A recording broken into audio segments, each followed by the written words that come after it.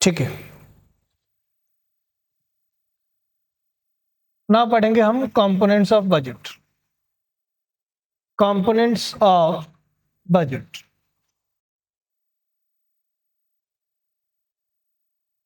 Budget में क्या चीजें ध्यान में रखी जाए।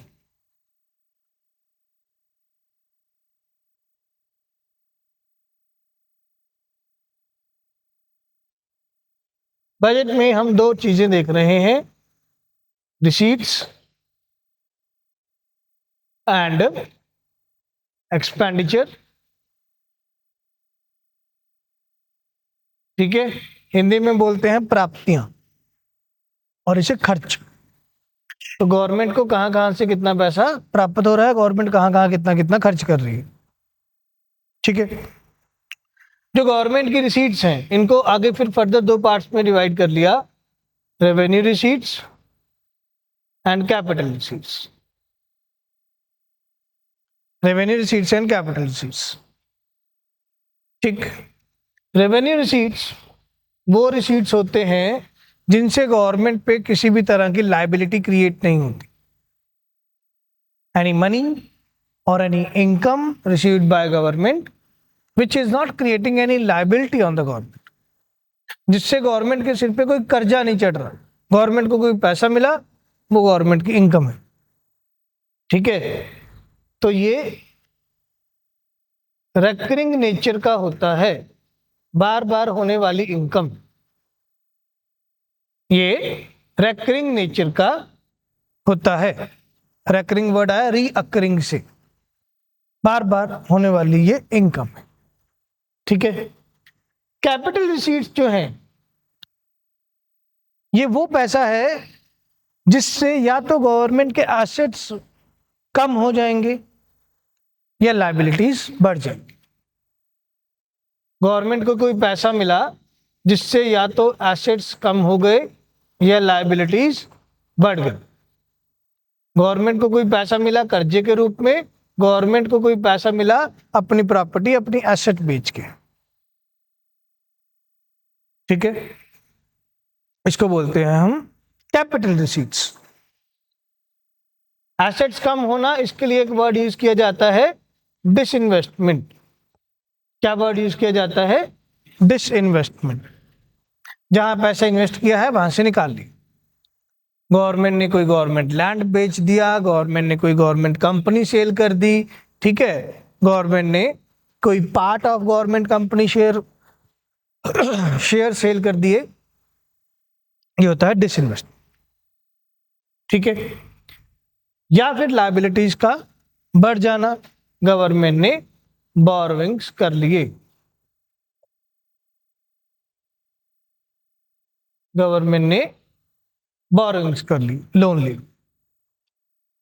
लोन लिया, कर्जा चढ़ गया सर पर पैसा तो मिला, पैसा तो प्राप्त हुआ ना, इसलिए इसको क्या बोलते हैं?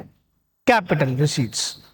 इसीलिए हमने रिसीट्स को इनकम नहीं बोला सरकार का, रिसीट्स मतलब प्राप्तियां, सरकार को कहां से पैसा आ रहा है। ठीक है, देन जो रेवेन्यू रिसीट्स हैं इनको फर्दर आगे दो पार्ट्स में डिवाइड किया जाएगा। रेवेन्यू रिसीट्स को आगे फर्दर दो पार्ट्स में डिवाइड किया जाएगा, tax revenue and non tax revenue. Tax revenue and non tax revenue. ठीक है, tax revenue receipts and non tax revenue receipts. ठीक है, रेवेन्यू रिसीट्स मतलब सरकार को डेली बेसिस पर मिलने वाला कोई पैसा। अब वो पैसा अगर टैक्स से मिल रहा है तो टैक्स रेवेन्यू, टैक्स के अलावा कहीं और से सरकार को डेली कोई इनकम हो रही है तो non tax revenue. Yes, tax वाले पार्ट को आगे फर्दर दो पार्ट्स में डिवाइड कर लिया, direct tax and indirect tax. सरकार को या तो इनकम हो रही है डायरेक्ट टैक्स से, direct tax is what, where the tax payer and tax bearer are the same person. ठीक है। डायरेक्ट टैक्स में क्या होगा, टैक्स पेयर और टैक्स बियरर सेम पर्सन होंगे, मतलब जिसकी जेब से टैक्स का पैसा निकला वही गवर्नमेंट के डिपार्टमेंट में टैक्स जमा करा रहा है। जिसकी जेब से टैक्स का पैसा निकला वही गवर्नमेंट डिपार्टमेंट में टैक्स जाके जमा करा के आ रहा है। Direct tax, for example income tax, ठीक है, property tax, land revenue tax, wealth tax, corporate tax, बहुत सारे। ठीक, फिर इनडायरेक्ट टैक्स। इनडायरेक्ट टैक्स क्या बोल रहा है, इनडायरेक्ट टैक्स में टैक्स पेयर और टैक्स बेरर सेम पर्सन नहीं होंगे। गवर्नमेंट के खाते में कोई और जाके टैक्स जमा करा के आता है और टैक्स का पैसा किसी और पर्सन की जेब से निकल रहा है। टैक्स पेयर और टैक्स बेरर सेम पर्सन नहीं होंगे, ठीक है। फॉर एग्जाम्पल जीएसटी, हम रेस्टोरेंट में गए, खाना खाया रेस्टोरेंट में, जीएसटी का पैसा भी बिल के साथ किसको दिया, रेस्टोरेंट वालों को। टैक्स का पैसा किसकी जेब से निकला, मेरी जेब से निकला, ठीक है। पर फिर गवर्नमेंट के डिपार्टमेंट में कौन जमा करा के आ रहा है, रेस्टोरेंट वाले। तो इनडायरेक्ट वे में गवर्नमेंट के पास टैक्स का पैसा पहुंचा, इसलिए इसको क्या नाम दे दिया, indirect tax, for example GST.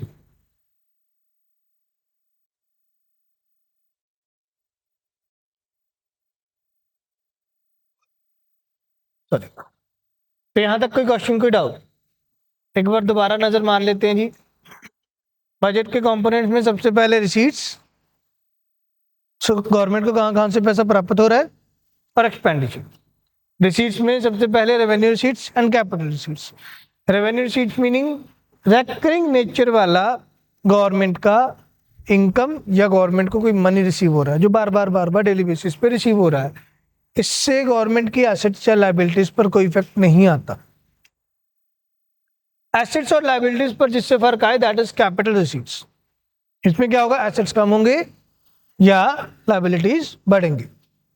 Assets कम होंगे मींस डिसइन्वेस्टमेंट, सरकार ने सरकारी कंपनी बेच दी, सरकारी जमीन बेच दी, सरकारी प्रॉपर्टी बेच दी, एनीथिंग, या बोरिंग्स करेंगे, लायबिलिटी जिससे बढ़ जाएंगे, ठीक है।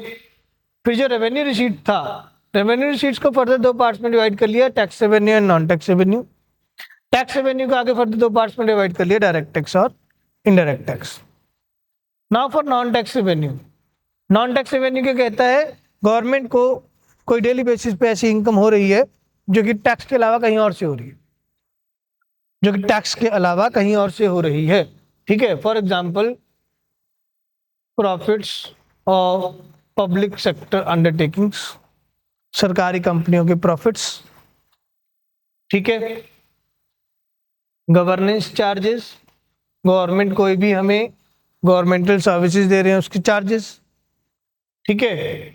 किसी भी तरह का रजिस्ट्रेशन चार्जेस, आधार कार्ड बनाने का चार्ज, पासपोर्ट बनाने का चार्ज, ठीक है, एग्जामिनेशन फॉर्म फिल करना एंड ऑल दैट, ये सारे गवर्नमेंट के टैक्स, नॉन टैक्स रेवेन्यू। या फिर grants, donations, non tax revenue, ठीक है। इंटरेस्ट फ्रॉम लोन गिवन, सरकार सिर्फ लोन लेंगे ही नहीं, लोन देते भी हैं। सेंट्रल गवर्नमेंट स्टेट गवर्नमेंट को लोन देते हैं, ठीक है। तो सेंट्रल गवर्नमेंट ने जो स्टेट गवर्नमेंट को लोन दिए तो उससे जो इंटरेस्ट आया, सिर्फ इंटरेस्ट अमाउंट, लोन अमाउंट नहीं, सिर्फ interest amount, interest from loans given, ये सारी की सारी चीजें गवर्नमेंट की नॉन टैक्स रेवेन्यू रिसीट्स में आ जाएंगी, ठीक है। ऐसे ही एक होता है एस्चीट। एस्चीट, एस्चीट क्या होता है कि कोई पर्सन अपनी बिना वसीयत बनाए अगर निकल लिया तो उसकी सारी प्रॉपर्टी गवर्नमेंट को जाएगी, अगर उस पर्सन का कोई लीगल डिसेंडेंट नहीं है। अगर कोई पर्सन अपनी विल बनाए वसीयत बनाए बिना ही निकल लिया ऊपर, ठीक है, और उसका कोई लीगल डिसेंडेंट नहीं है, उसकी कोई लीगल औलाद नहीं है, तो उसकी सारी प्रॉपर्टी फिर गवर्नमेंट को चली जाएगी।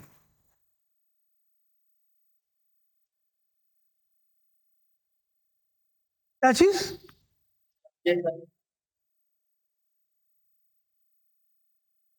अच्छी चुचेतान को नहीं जानती हैगी गवर्नमेंट, कहती है ये रिश्ते रिश्ते कुछ नहीं होते।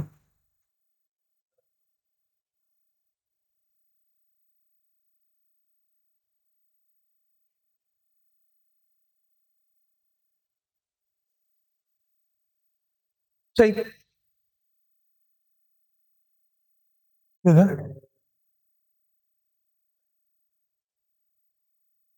नहीं देते। हाँ तो लीगल डिसेंडेंट है ना वो, फिर तो लीगल डिसेंडेंट बैठे हैं उनके, फिर गवर्नमेंट के नाम में नहीं जाएगी। जो लीगल डिसेंडेंट होगा वो फिर वो तो ऑटोमेटिकली है।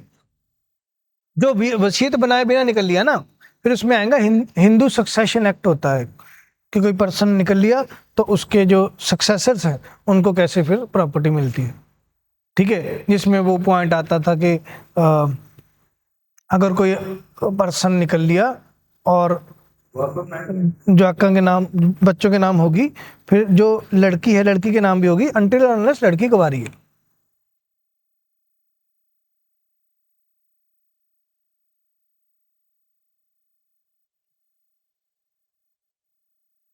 चलिए,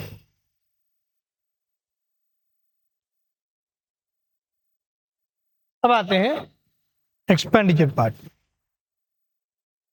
एक्सपेंडिचर पार्ट को हमने फर्दर दो पार्ट्स में डिवाइड कर लिया, revenue expenditure and capital expenditure. Capital expenditure के शॉर्ट फॉर्म में न्यूज़पेपर में आपने शायद पढ़ा होगा, कैपेक्स लिखा होता है,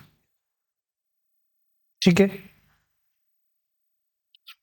जैसे रेवेन्यू रिसीट्स का मीनिंग था रेकरिंग नेचर के, कोई पैसा मिल रहा है सरकार को, वैसे ही रेवेन्यू एक्सपेंडिचर का भी मतलब क्या होगा, रेकरिंग नेचर के एक्सपेंडिचर, जो डेली बेसिस पे सरकार के एक्सपेंडिचर होने ही होने हैं, ठीक है, जो डेली बेसिस के सरकार के एक्सपेंडिचर होने ही होने हैं।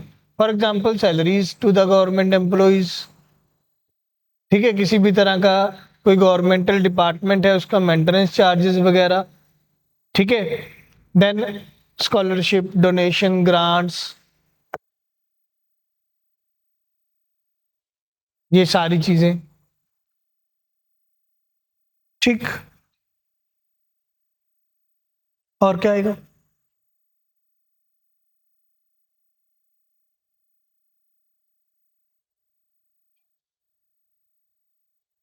Pensions, very good, very good, subsidies,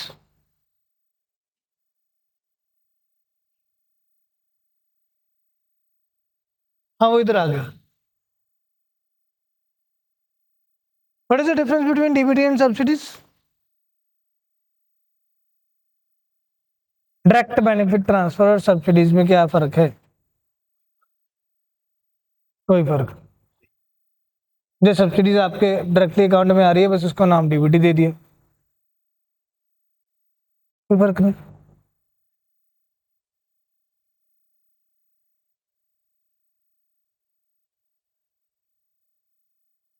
that's what I am saying ना, जो डायरेक्टली आपके खाते में आ गई उसको डीबीटी का नाम दे दिया, अगर जो आपके खाते में नहीं आई फिर वो सब्सिडी की सब्सिडी रहेगी। काइंड में सब्सिडी आ रही है, नॉट इन कैश, इफ, ठीक। तो ये कुछ हमारे रेवेन्यू एक्सपेंडिचर हो गए। फिर कैपिटल एक्सपेंडिचर, कैपिटल एक्सपेंडिचर उल्टा हो जाएगा कैपिटल सीट्स से।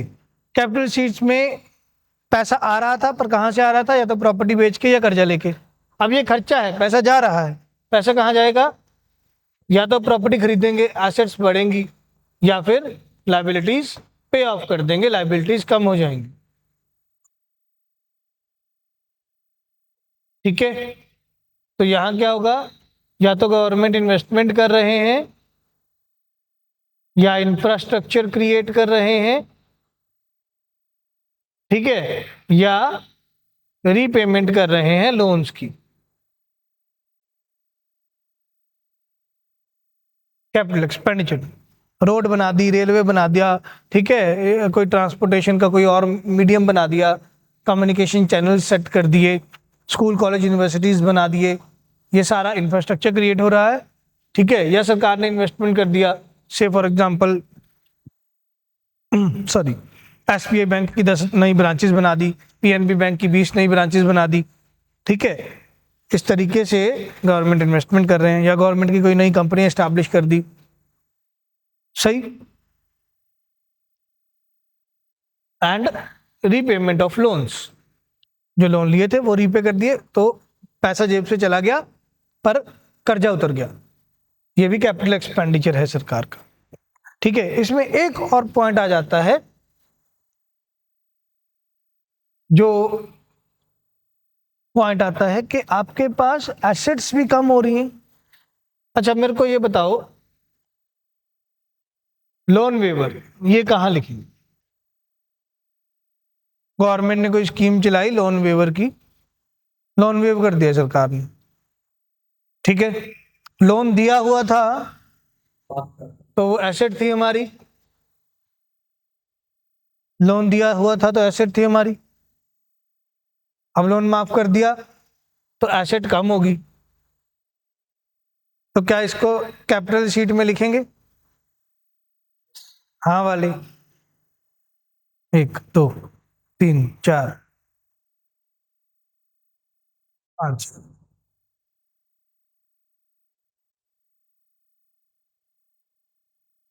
6। Online students, do loan waiver should be treated under the capital receipts?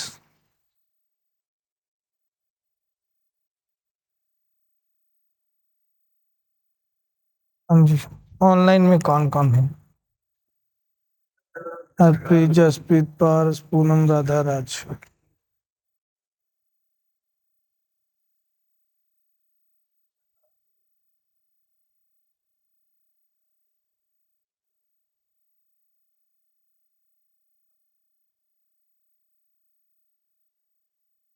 इस चीज का लॉस?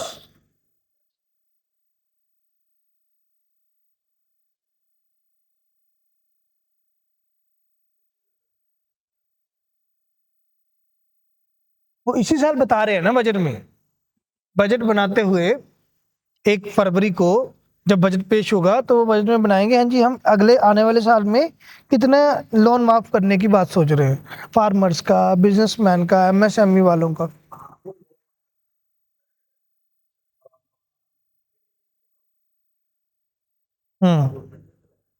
ठीक है, इसके बारे में बात करते हैं। पहले मुझे ये बताओ कि ये क्यों आएंगे फिर कैपिटल रिसीट्स में?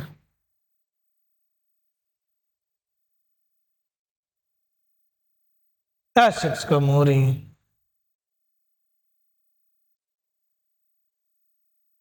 वो आजकल कौन बनेगा करोड़पति आता है ना, उसमें वो कई बार अमिताभ बच्चन जी बोलते हैं, तालियों के साथ हार्दिक अभिनंदन, है ना।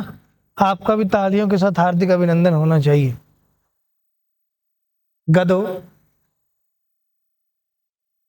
कैपिटल शीट्स में एसेट कम हो रही हैं पर सरकार को पैसा मिल रहा है, यहाँ पैसा मिला? अगर लोन माफ कर दिया तो पैसा मिला? फिर ऐसे ही लिख दिया कैपिटल शीट में, सब्सिडीज में आए। अब वो बोले ना ठीक, जब तक पुट्ठा ना बोलो ना आप भी सुधरते नहीं है लोग। लोन वेवर एक रेवेन्यू एक्सपेंडिचर है, सरकार का लॉस हो गया, वो कैपिटल एक्सपेंडिचर नहीं है क्योंकि एसेट्स क्रिएट नहीं हो रही। या तो मैं बोलूँ वो खर्चा होगा सरकार का तो मैं कैपिटल एक्सपेंडिचर में लिखूं, पर यहाँ तो एसेट बढ़ती हैं, ये एसेट तो कम हो रही है। तो एसेट और कहाँ कम होती है? एसेट और कहाँ कम होती है जी? कैपिटल शीट में कम होती है। इधर गया, हाँ, कैपिटल शीट में कम होती है।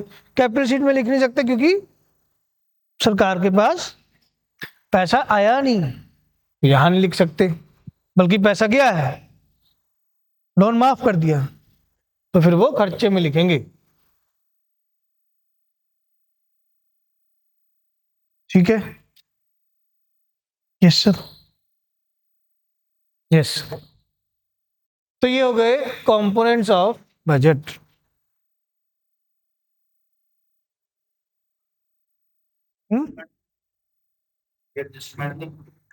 वो बैंक करेंगे। मान लीजिए मैं एक किसान हूं, मैं एसबीआई से लोन लेके आया। एसबीआई अब सरकार का ही बैंक है, ठीक है। सरकार ने एसबीआई को बोला कि ऐसी स्कीम निकाल दो जिस किसान के पास मान लीजिए 5 एकड़ से कम जमीन है, उसके 50% लोन माफ कर दे। ठीक है।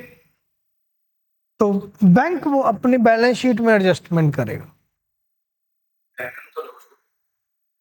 है तो वो सरकार का ही लॉस। हाँ, सरकार ही तो उसको खर्चा दे रही है, तभी तो सरकार का खर्चा है ये। हाँ, लोन वेवर में ना, हाँ ये मत समझो कि बिल्कुल बस माफ कर दिया, माफ कर दिया। गवर्नमेंट एसबीआई को पे करेंगे। लोन वेवर में ऐसा नहीं है बस माफ कर दिया, गवर्नमेंट पे करेंगे एसबीआई को। ठीक। चलिए, तो ये हो गए कंपोनेंट्स ऑफ बजट। इसके बाद टाइप्स ऑफ बजट। जब भी गवर्नमेंट ने बजट बनाना है, किस टाइप का बजट बनाना है? ये 3 टाइप का बजट रहेगा: surplus budget, balanced budget and deficit budget.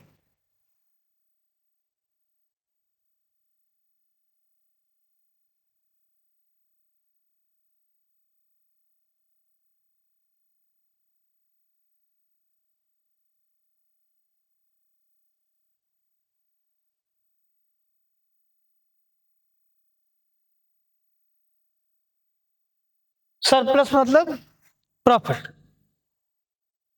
ठीक है। सरप्लस कब होगा? जब सरकार का खर्चा कम होगा सरकार की प्राप्तियों से। When expenditure is less than the receipts, उसको बोला जाएगा सरप्लस बजट।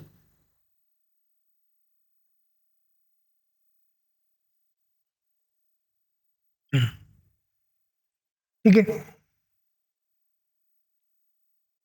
बैलेंस्ड बजट कब होगा फिर? एक्सपेंडिचर और रिसीट्स बराबर होंगे। ठीक है। और डेफिसिट बजट कब होगा? जब खर्चा ज्यादा होगा प्राप्तियों से। When expenditure is more than receipts,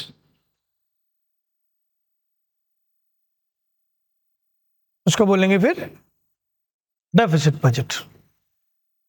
ठीक है। Now, in an ideal world, in an ideal world, government या देश,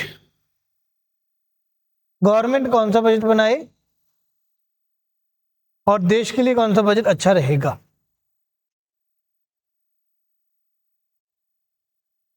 हाँ जी, गवर्नमेंट कौन सा बजट बनाए? Surplus budget. इसमें तो कोई दो राय नहीं है। गवर्नमेंट प्रॉफिट में रहना चाहती है, क्यों बेफालतू में एक्स्ट्रा खर्चा करना? खर्चा कम होना चाहिए। तो गवर्नमेंट के लिए अच्छा है, फायदेमंद है surplus budget. Balance budget is a myth, ये तो होता ही नहीं जी कभी।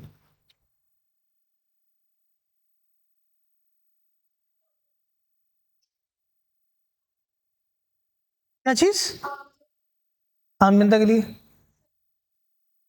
अच्छा होना चाहिए? नहीं है तो आम जनता नहीं बोलते हैं।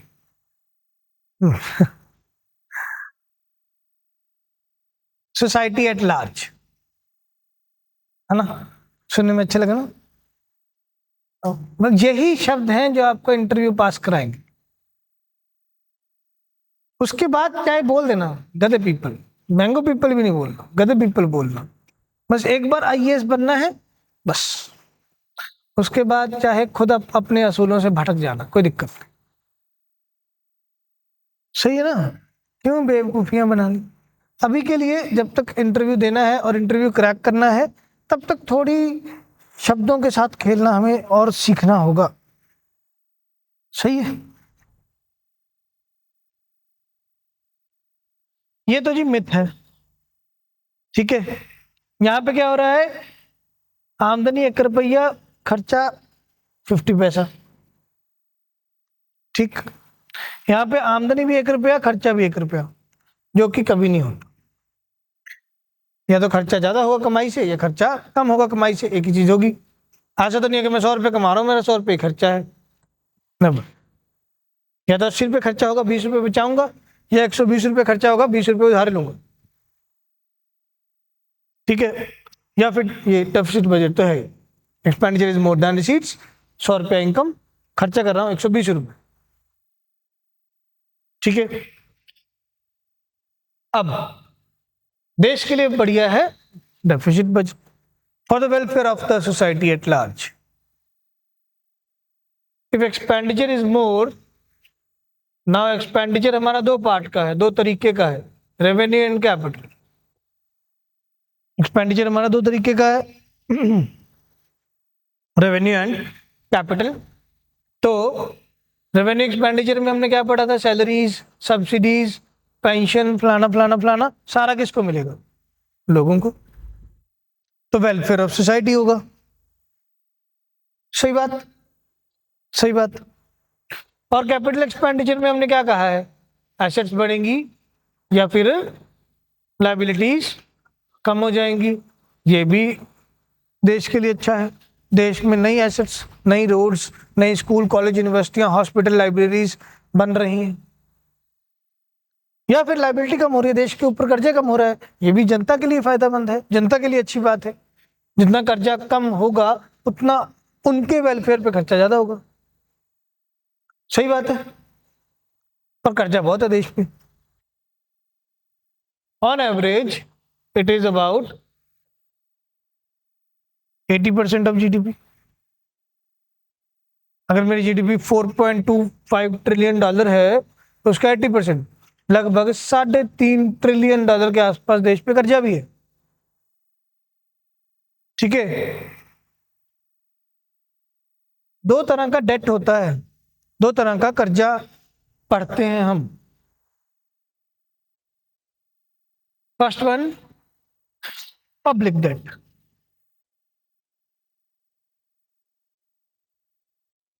Second one, government date.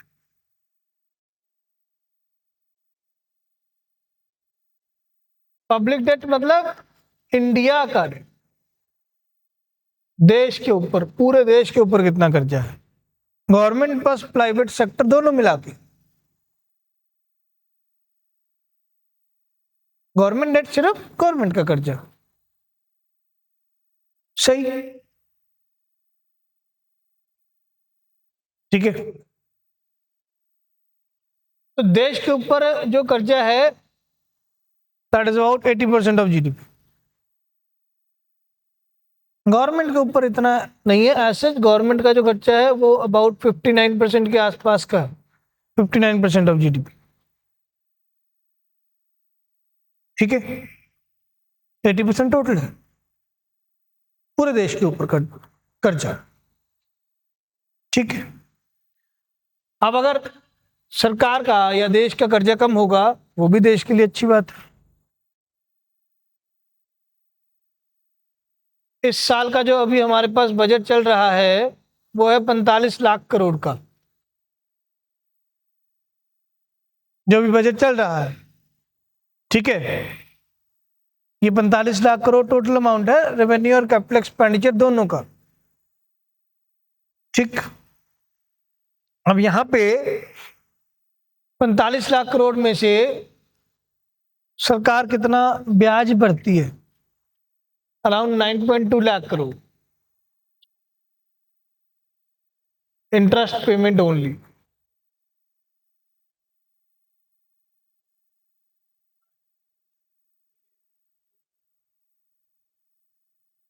India से चाहे बाहर से, दोनों से, चाहे ट्रेजरी बिल बेचे, बॉन्ड्स बेचे, तो इंडिया में ही बेचे हैं, इंडिया वालों को भी ब्याज देना है। ठीक है, आरबीआई से लोन ले लिया, एनीथिंग। ठीक है, इंडिया के लिए बस इतना फायदेमंद है कि इंडिया का अगर ओवरऑल डेट 80% ऑफ जीडीपी है, उसमें फॉरेन का हिस्सा सिर्फ 18% ही है। 18, 18। हाँ, 82% कर्जा हमारा देश के अंदर से ही है, तो इतनी दिक्कत वाली बात नहीं है। ठीक है, देश का पैसा देश में ही घूम रहा है, ठीक है ना। पर अल्टीमेटली आप अपने पूरे बजट का 20% से भी ज्यादा ब्याज भरते हो। वो पैसा कहीं और इस्तेमाल हो सकता था, लोगों के वेलफेयर के लिए कहीं और इस्तेमाल हो सकता था। और अगर कर्जा कम होगा, क्यों? क्योंकि सरकार ज्यादा खर्चा कर रही है, और मतलब कैपिटल एक्सपेंडिचर बढ़ा रही है, लाइबिलिटीज पे ऑफ कर रही है, तो अल्टीमेटली फिर इंटरेस्ट कम भरना पड़ेगा, उससे लोगों को और वेलफेयर मिलेगा। तो ओवरऑल तो डेफिसिट बजट ही अच्छा होता है, where expenditure is more than receipts. समझ लगा? तो ज्यादातर, और सिंपल सी बात है ना, 2029 के इलेक्शन में राहुल गांधी जी भी आपके घर पे आए वोट मांगने, मोदी जी भी आपके घर पे आए वोट मांगने। ठीक है, मोदी जी ने कहा मान लो मैं 50 लाख करोड़ का बजट बनाऊंगा, राहुल गांधी ने कहा मैं 60 लाख करोड़ का बजट बनाऊंगा। ठीक है, तो एक नॉर्मल ह्यूमन बींग, नॉर्मल, इसमें मैं कोई भक्त नहीं ले रहा कि चाहे कांग्रेस का भक्त चाहे बीजेपी का भक्त, नॉर्मल ह्यूमन बींग किसको वोट करेगा? 50 लाख करोड़ वाले बजट को या 60 लाख करोड़ वाले? पैसा चाहिए जी, चाहे राहुल गांधी जी आए चाहे मोदी जी आए। ठीक है, दोनों में से कोई भी मेरे चाचा जी का लड़का तो नहीं लगता, ना मेरे ताऊ के लड़के लगते हो, ना मेरी बुआ के लड़के लगते हो। जो नौकरी दे देंगे, जो ठीक ठाक रहने लायक अच्छी सी कंडीशन दे देंगे कंट्री में, मैं उसको वोट कर दूंगा। सही बात है, यस सर। सो अल्टीमेटली ये एक जनरल टेंडेंसी भी है वोटर्स का कि वो भी चाहते हैं डेफिसिट बजट आए, सरकार खर्चा ज्यादा करे। ठीक है, इसको बोलते हैं majority voting rule. Majority voting rule, जब आप, अगर आप में से कोई पीएसआईआर वाले हैं तो इसमें आप वोट वोट वगैरह कुछ पढ़ेंगे। ठीक है, तो वहां पढ़ते हैं हम ये कि मेजॉरिटी की जो वोटिंग पैटर्न है, मेजॉरिटी वोटिंग पैटर्न जो है वो कहाँ जाता है? वो नंबर्स को देखता है, फाइनेंसिस को देखता है।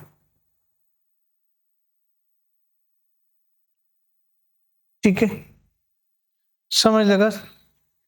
यहां तक कोई क्वेश्चन, कोई डाउट, कोई दुख चिंता परेशानी? ठीक, जितना अभी तक पढ़ा है कंपोनेंट्स ऑफ बजट और टाइप्स ऑफ बजट, इसको एक बार दोबारा रिवाइज करो। कुछ नहीं समझ आया तो मुझे अभी बता दो, क्योंकि इसके बाद जो हम पढ़ेंगे फिर ये चीजें का दोबारा इस्तेमाल होगा, अगर नहीं आती हुई तो फिर दिक्कत आ जाएगी। ओके, तो पिछले वाला टॉपिक हमारा कंप्लीट हो गया कि टाइप्स ऑफ बजट में 3 तरह का बजट है, surplus budget, balanced budget and deficit budget. हमने उसमें कहा कि देश के लिए अच्छा है डेफिसिट बजट, तो अब ये समझना है टाइप्स ऑफ डेफिसिट, किस टाइप का डेफिसिट हो सकता है। जो ये वाला क्वेश्चन है ना, अभी इसको पेंडिंग रखते हैं, इसको दोबारा चर्चा करेंगे। टाइप्स ऑफ डेफिसिट में सबसे पहले बजटरी डेफिसिट। कौन सा डेफिसिट जी? बजटरी डेफिसिट, सारा बजट लॉस में चला गया, सारे के सारा बजट लॉस में चला गया। ये कब होगा? आपको कैसे पता चलेगा? Total expenditure is more than total receipts. Total expenditure is more than total receipts. ठीक है, तो ये इसको कैसे निकालेंगे? इसका फॉर्मूला फिर क्या बनेगा? Total expenditure minus total receipts.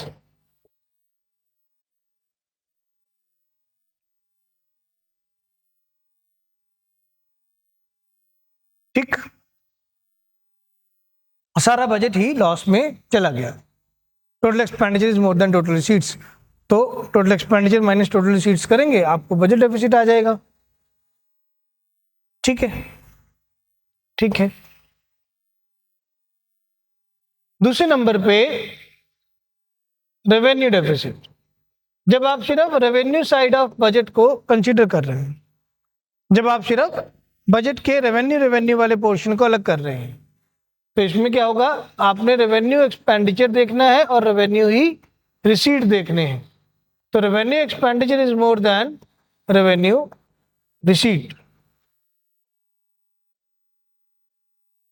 उसे कहा जाएगा रेवेन्यू डेफिसिट। तो इसका फॉर्मूला क्या होगा, revenue expenditure minus revenue receipt, simply.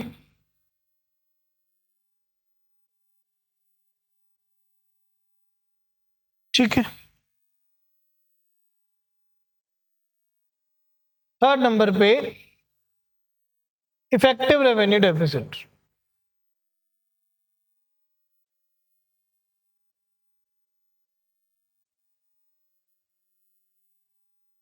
Effective revenue deficit, ठीक है।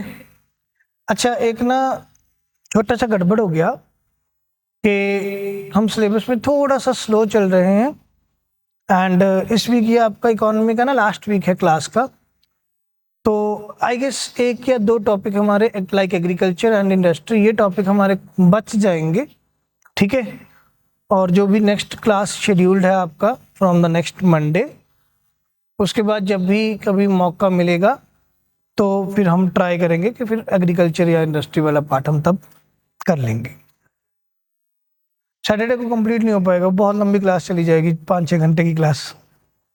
सैटरडे को क्लास लगाएंगे यस, बट कंप्लीट शायद सैटरडे तक ना हो पाए, ठीक है। हाँ जी, बोलो बोलो। अरे नहीं डांटता बच्चे, मैं इतना भी खूंखार नहीं हूँ। हाँ? देखने में तो नहीं लगता, पुकी पुकी करती हैं ये। हैं? ਉਹ ਸੁੱਖੇ ਨੂੰ ਭੁੱਕੀ ਕਹੀ ਜਾਂਦੇ ਆ ਲੋਕੀ, ਕਹਿੰਦਾ ਹੈ ਕੀ ਭੁੱਕੀ।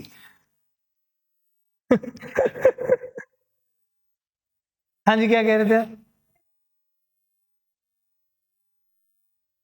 इस टाइम वो मैं सर को बोल दूंगा कि वो फिर आपका या तो 2 से 4 समथिंग कर देंगे, उसका टाइम चेंज करा लें तो फिर तो कोई दिक्कत नहीं है।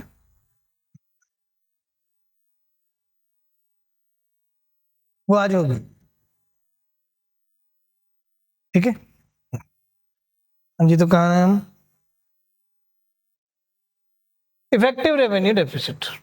इफेक्टिव रेवेन्यू डेफिसिट क्या कहता है, सरकार कहते हैं कि हमने जो रेवेन्यू एक्सपेंडिचर किया, हमने जो रेवेन्यू एक्सपेंडिचर किया उसमें एक पोर्शन है grants to states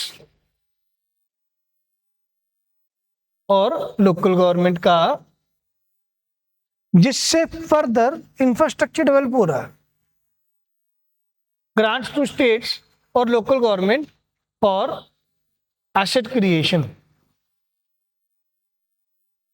central government ने स्टेट गवर्नमेंट को या लोकल गवर्नमेंट को, आप में से जिसने पॉलिटी नहीं पढ़ा, स्टेट गवर्नमेंट मतलब स्टेट की सरकार, और लोकल गवर्नमेंट में आएंगे म्यूनिसिपैलिटी और पंचायती राज इंस्टीट्यूशंस। गांव के लिए, रूरल एरिया के लिए पंचायती राज इंस्टीट्यूशंस, ठीक है, और अर्बन एरिया के लिए म्यूनिसिपैलिटीज या म्यूनिसिपल कॉरपोरेशंस, तो उनको हम लोकल गवर्नमेंट बोलते हैं, ठीक है। पहली पंचायत कौन सी थी इंडिया की? राजस्थान। राजस्थान तो बहुत बड़ा है, लार्जेस्ट स्टेट ऑफ इंडिया है on the basis of area.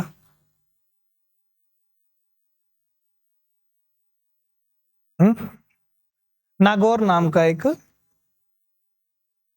Panchayati Raj institution बना सबसे पहले, नेहरू जी ने बना दिया था अबाउट 1958-59 के टाइम पीरियड में, बट जो एक्चुअली पंचायती राज इंस्टीट्यूशंस को मान्यता मिली है वो 73rd अमेंडमेंट एक्ट में मिली है, 1990।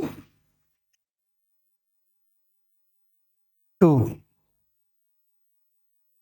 चलो अभी बताऊं आपके पपेट वाले सर को। अरे बेटा, अब पता चला कि मैं क्यों नहीं यूपीएससी का कैंडिडेट बना। बहुत सारी चीजें याद नहीं रहती, तो सिर्फ इकोनॉमिक्स पढ़ी हम। चलो, तो क्या कहते, सेंट्रल गवर्नमेंट कहते स्टेट्स को या लोकल गवर्नमेंट को जो भी हमने ग्रांट्स दी हैं इसके लिए इंफ्रास्ट्रक्चर या एसेट्स बनाने के लिए। सेंट्रल गवर्नमेंट ने मान लीजिए अभी से फॉर एग्जांपल आपने ये सुना होगा कि मोदी जी बिहार इलेक्शन में गए थे और वहां मखाना बोर्ड बना के आए, ऐसा कुछ सुना था? यस। तो सेंट्रल गवर्नमेंट ने स्टेट गवर्नमेंट को ग्रांट दिया कि मखाना बोर्ड बनाओ, ठीक है, for the development of the fox nut और मखाना। तो वहां पे अब क्या उसको बोलेंगे, सेंट्रल गवर्नमेंट ने ग्रांट दिया स्टेट गवर्नमेंट को मखाना बोर्ड बनाने के लिए। मखाना बोर्ड की जमीन खरीदेंगे, बिल्डिंग क्रिएट करेंगे, वहां पे लोगों को जॉब जॉब मिलेगी, फलाना फलाना फलाना, एसेट क्रिएट हो रही है।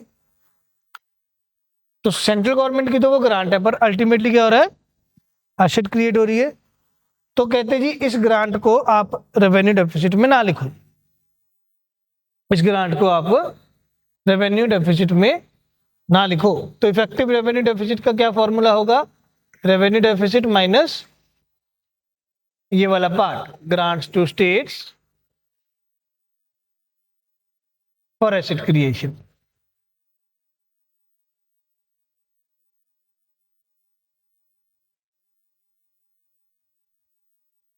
ठीक है sir.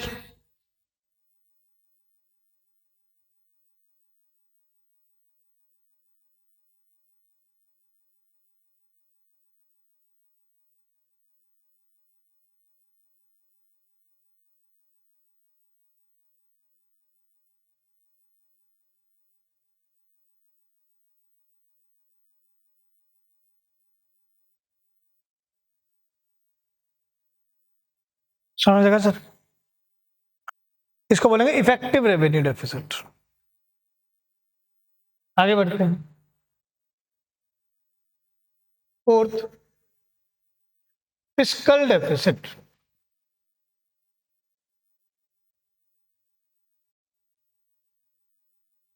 Fiscal deficit, fiscal deficit क्या होता है,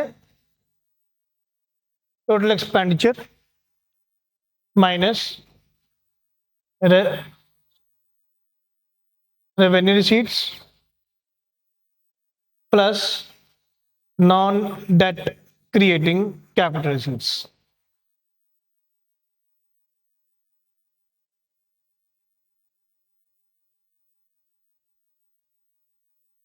फिस्कल डेफिसिट इक्वल होता है आपकी बोरिंग्स के ही। विच बोरिंग्स, बोरिंग्स टू पे ऑफ एक्सपेंडिचर। फिस्कल डेफिसिट क्या होगा, टोटल एक्सपेंडिचर, टोटल एक्सपेंडिचर मतलब revenue expenditure plus capital expenditure.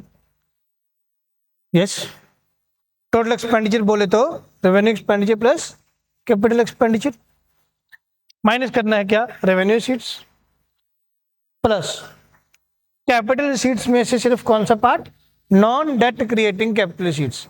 Capital receipts आपके दो तरह के, जिसमें एसेट कम होंगी या जिसमें लाइबिलिटी बढ़ेंगी। तो लाइबिलिटी बढ़ेंगी जिसमें उसको बोलते हैं डेट क्रिएटिंग कैपिटल रिसीट्स, और जिसमें लाइबिलिटी नहीं बढ़ेंगी पर आपके पास कोई कैपिटल रिसीट का पैसा आ रहा है उसको बोलते हैं non debt creating capital receipts, मतलब डिसइन्वेस्टमेंट वाला पार्ट। बोलो, समझ लगा? पक्का?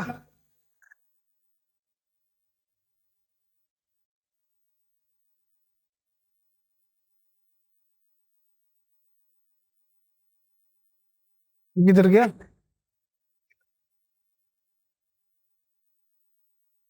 ये रहा। हमने कहा सर कैपिटल शीट्स दो तरह की है, जिससे या तो एसेट्स कम होंगी या लायबिलिटी बढ़ेंगी, ठीक है ना। जिसमें आपके लायबिलिटीज बढ़ेंगे इसको बोलते हैं date creating capital sheets.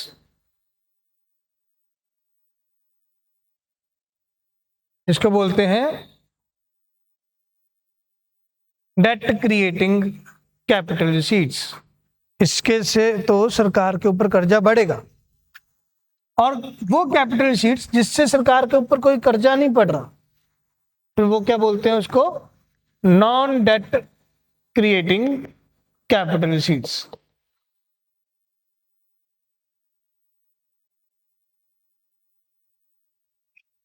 Non debt creating capital receipts कौन सी होती है, डिसइन्वेस्टमेंट। ठीक है, तो अब सारे एक्सपेंडिचर में से रेवेन्यू रिसीट भी माइनस कर दिए और ये भी माइनस कर दिया, ये सॉरी डिसइन्वेस्टमेंट वाला पार्ट, तो अल्टीमेटली सिर्फ बोरिंग ही बचेंगे आपके। ठीक है ना, तो आपके पास सिर्फ जो बोरिंग्स वाला पार्ट है, वो बोरिंग्स वाला पार्ट आपको क्या बताता है, ये किधर गया अब,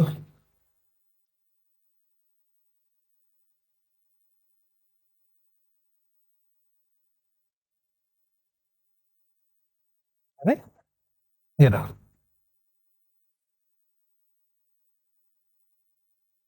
तो ये बोरिंग वाला पार्ट आपको बताएगा फिस्कल डेफिसिट। ठीक है, सो फिस्कल डेफिसिट बोरिंग्स के ही बराबर होता है। Total expenditure minus revenue receipt plus non debt creating capital receipt, ये ब्रैकेट में है, तो मतलब ये टोटल अमाउंट माइनस होगी, तो अल्टीमेटली क्या बचेगा, बोरिंग बचेंगे। तो फिस्कल डेफिसिट का मतलब क्या होता है, ये वो कर्जा है जो एक्स्ट्रा खर्चा का भुगतान करने के लिए लिया गया। ठीक है, घर वालों ने 1,000 रुपये दे के भेजा मार्केट में, जा बेटा कोई शर्ट खरीद के लेके आ, बेटा थोड़ा डिफॉल्टर निकला, उसको शर्ट 1,200 की पसंद आ गई।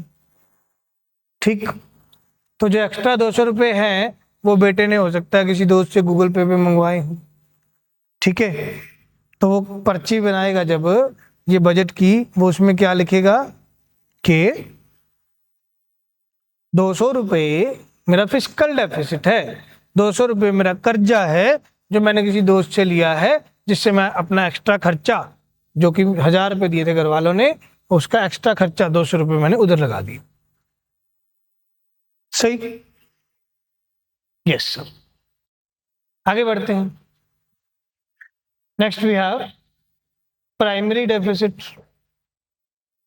Primary deficit, okay okay. Primary deficit का फॉर्मूला बहुत ही सिंपल है, fiscal deficit minus interest payments of the government. Government जो भी ब्याज भर रहे हैं वो माइनस कर देंगे, फिस्कल डेफिसिट में तो आ जाएगा प्राइमरी डेफिसिट।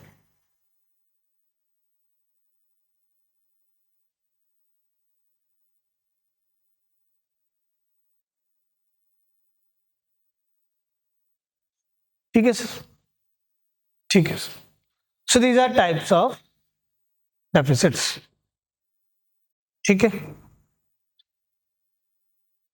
अब मेरे को ना इस बोर्ड पे मेल ढूंढनी पड़ेगी जहां पीवाई क्यूज होंगे।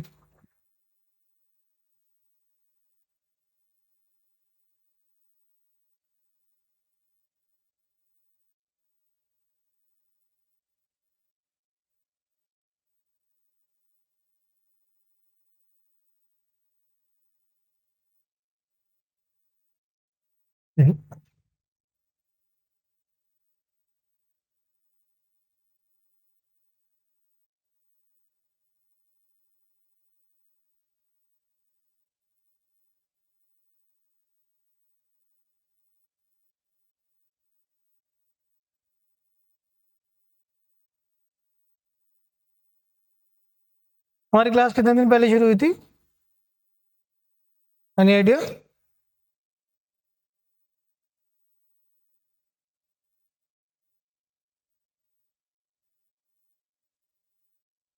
नहीं मुझे, ये अभी नवंबर चल शुरू हो गया ना, अब तो अक्टूबर में शुरू हुई होगी, 14-15 अक्टूबर के आसपास।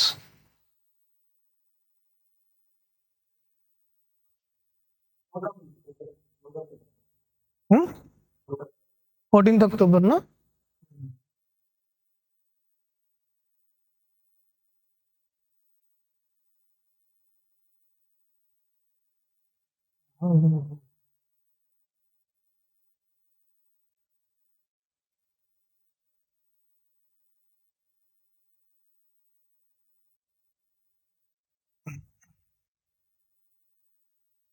दोबारा ही ढूंढना पड़ेगा। नहीं, मेरे को लगता है इन्होंने मेल डिलीट कर दी। यहाँ से आएंगी।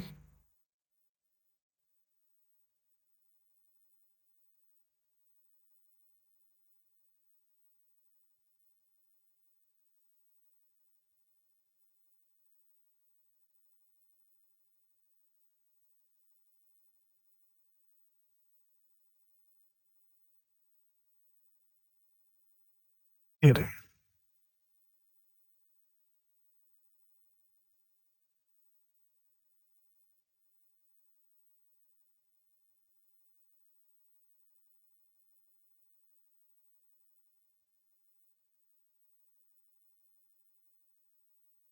हाँ जी, ये हमारा 2025 का क्वेश्चन पेपर है।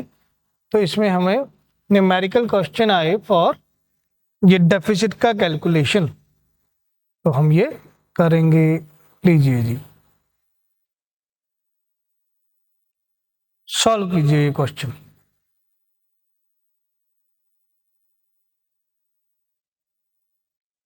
Suppose the revenue expenditure is 80,000 crore. Revenue sheet of the government are 60,000 crore. Government budget also shows borrowing of 10,000 crore and interest payment of 6,000 crore. तो कौन सी स्टेटमेंट सही है, निकालो जी।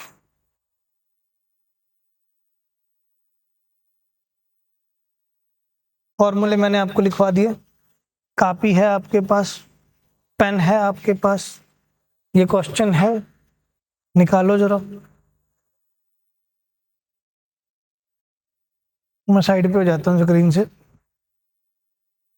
Suppose the revenue expenditure is 80,000 crores and revenue sheets of the government are 60,000 crores. Okay. The government budget also shows borrowings of 10,000 crores and payments of interest payments of 6,000 crores. तो ये statement जो दी हैं, क्या ये correct है या incorrect?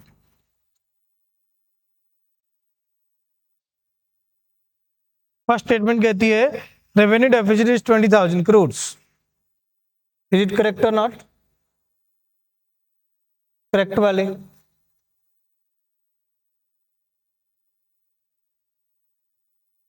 हाँ जी madam, पता नहीं। हाँ जी, करो करो।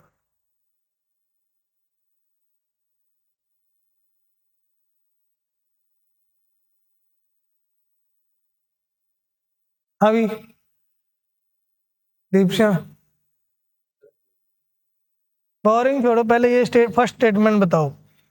रेवेन्यू डेफिसिट इज 20,000 करोड़, क्या ये स्टेटमेंट सही है या गलत है? सही है, सही है। हाँ जी, फर्स्ट स्टेटमेंट कि रेवेन्यू डेफिसिट इज 20,000 करोड़, सही है, सही है, सही है, ठीक। सेकंड स्टेटमेंट पे आते हैं। Fiscal deficit is 10,000 crore. The government budget also shows a borrowings of 10,000 crore. अभी बताया fiscal deficit is equal to borrowings, तो फिस्कल डेफिसिट को बोल सकते हैं हम बोरोविंग्स, तो फिस्कल डेफिसिट भी 10,000 करोड़ हो सकता है, तो ये स्टेटमेंट भी सही है। तीसरा जी, इंटरेस्ट पेमेंट दिए 6,000 करोड़ का। प्राइमरी डेफिसिट का क्या फॉर्मूला बताया है? Fiscal deficit minus interest payment. Fiscal deficit क्या आ गया? 10,000 करोड़। इंटरेस्ट पेमेंट कितनी है? 6,000 करोड़, माइनस किया तो 4,000 करोड़। तो थर्ड स्टेटमेंट भी सही है। तो तीनों स्टेटमेंट सही है, 1 2 3, तीनों स्टेटमेंट का आंसर आ जाएगा करेक्ट। अगला क्वेश्चन पे आते हैं जी। सॉरी,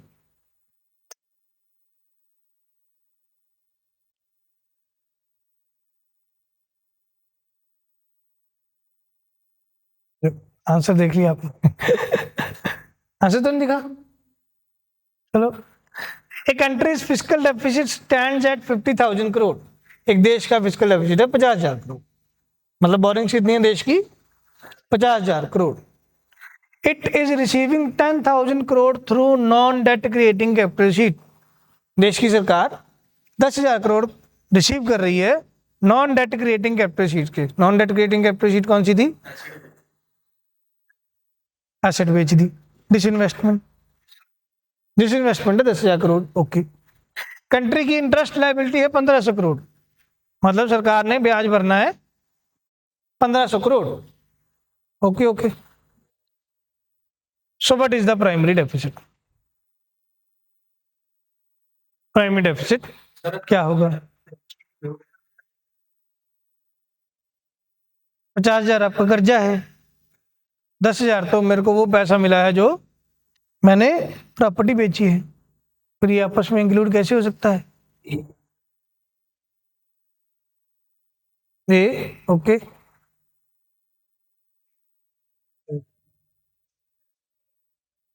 हाँ जी, लाइबिलिटीज। हाँ हाँ, ये सरकार की लाइबिलिटी है, मतलब सरकार, लाइबिलिटी मतलब सरकार का ब्याज है, ये सरकार ने भरना है अभी, है तो ब्याज ही। ए ए ए ए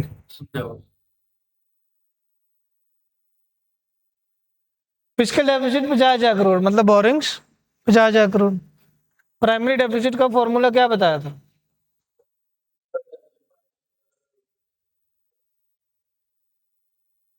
ये रहा। फिस्कल डेफिसिट कितना लिखा है वहां? इंटरेस्ट पेमेंट कितनी लिखी है? कितना आंसर आ गया? 48,500। ठीक है, वो सिर्फ दिमाग खराब करने को स्टेटमेंट में लिखा है। 48,500 करोड़ ए आंसर।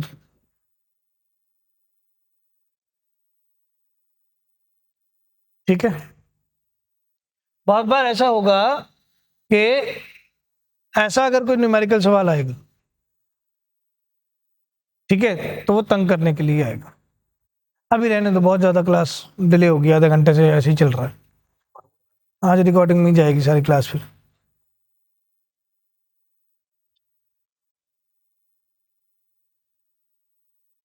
समझ लगा sir? Types of deficit.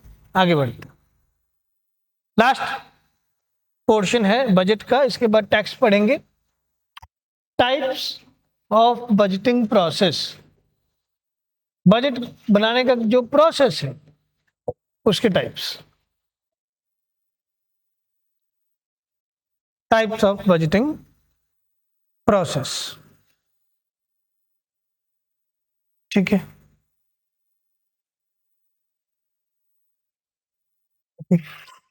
Types of budgeting process में सबसे पहले ट्रेडिशनल या फंक्शनल बजट।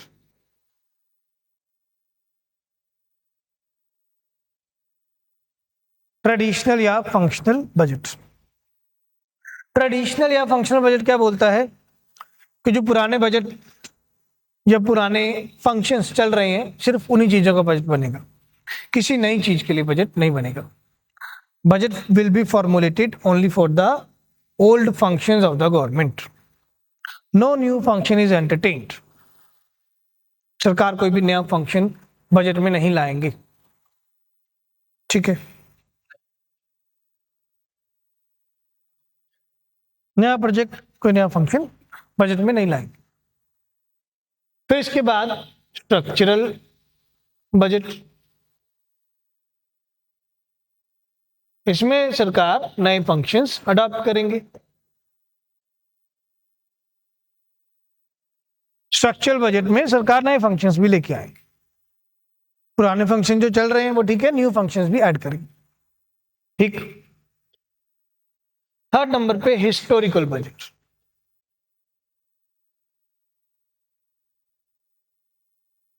हिस्टोरिकल बजट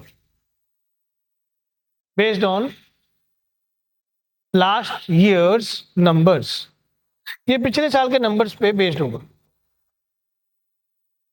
ये पिछले साल के नंबर्स पर बेस्ड होगा।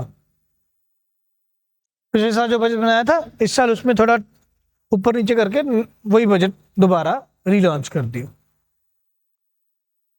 Historical budget. इसके बाद zero based budget. Zero based budget, इसका क्या मीनिंग होगा?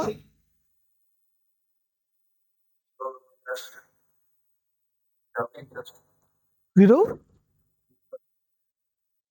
नहीं नहीं नहीं, जीरो बेस्ड बजट क्या होगा? जब हम हिस्टोरिकल फिगर्स को ध्यान में नहीं रखेंगे, पिछले साल के बजट को हम अपना बेस बनाकर नहीं चलेंगे,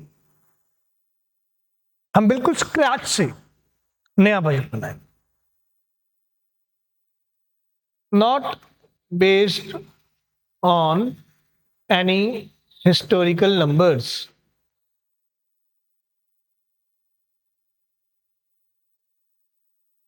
तो जीरो बेस्ड बजट। फिर इसके बाद performance budget, performance budget, budget is allocated, budget is allocated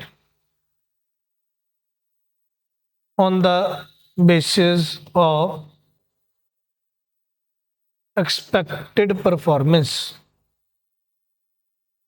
budget दिया जाएगा किसी भी मंत्रालय या किसी भी डिपार्टमेंट को कि हम उनसे क्या एक्सपेक्टेड परफॉर्मेंस चाहते हैं, ठीक है।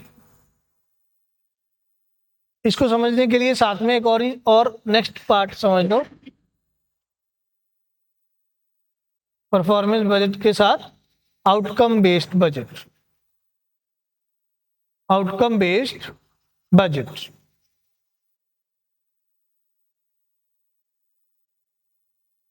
आउटकम बेस्ड बजट क्या होगा?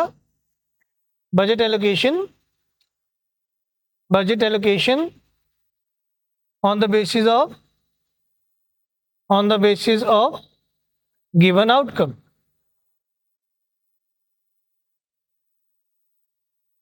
हाँ जी, लास्ट ईयर के रिजल्ट कंसिडर करेंगे, ठीक है।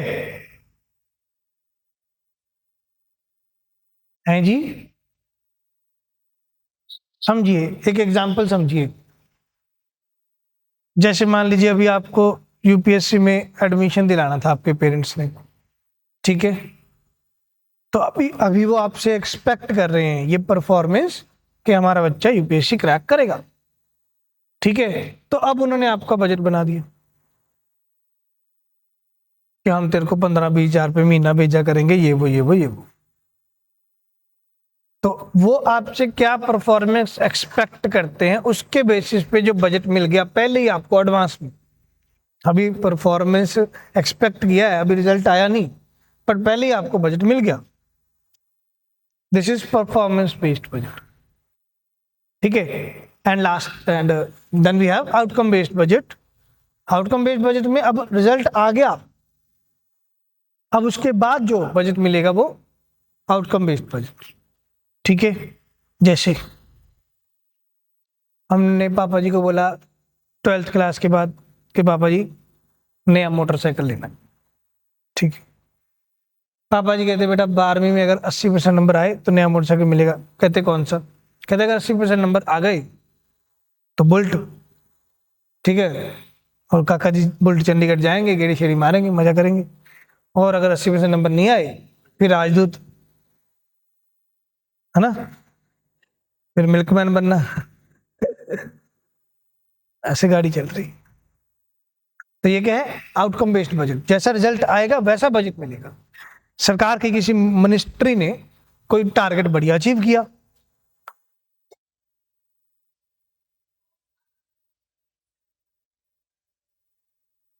कौन सा बजट आया? Structural, yes. जो स्ट्रक्चरल होगा मतलब इसमें हम नए फंक्शन लेके आ रहे हैं, तो फिर वो ऑटोमेटिकली परफॉर्मेंस बजट होगा, क्योंकि उसमें हम ये एक्सपेक्ट कर रहे हैं कि ये नया हम कोई फंक्शन लेके आ रहे हैं, कोई नई स्कीम, कोई नया प्रोजेक्ट लेके आ रहे हैं, वो हमें ऐसा परफॉर्म करके दिखाए, ठीक है ना। अगले साल वो आउटकम बेस में बजट सकता है, ठीक है। Next we have gender budget.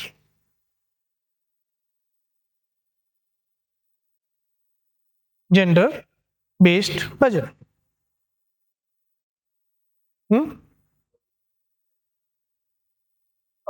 12-13 या पता नहीं 14 आई गेस, नाम ध्यान से याद नहीं आ रहा।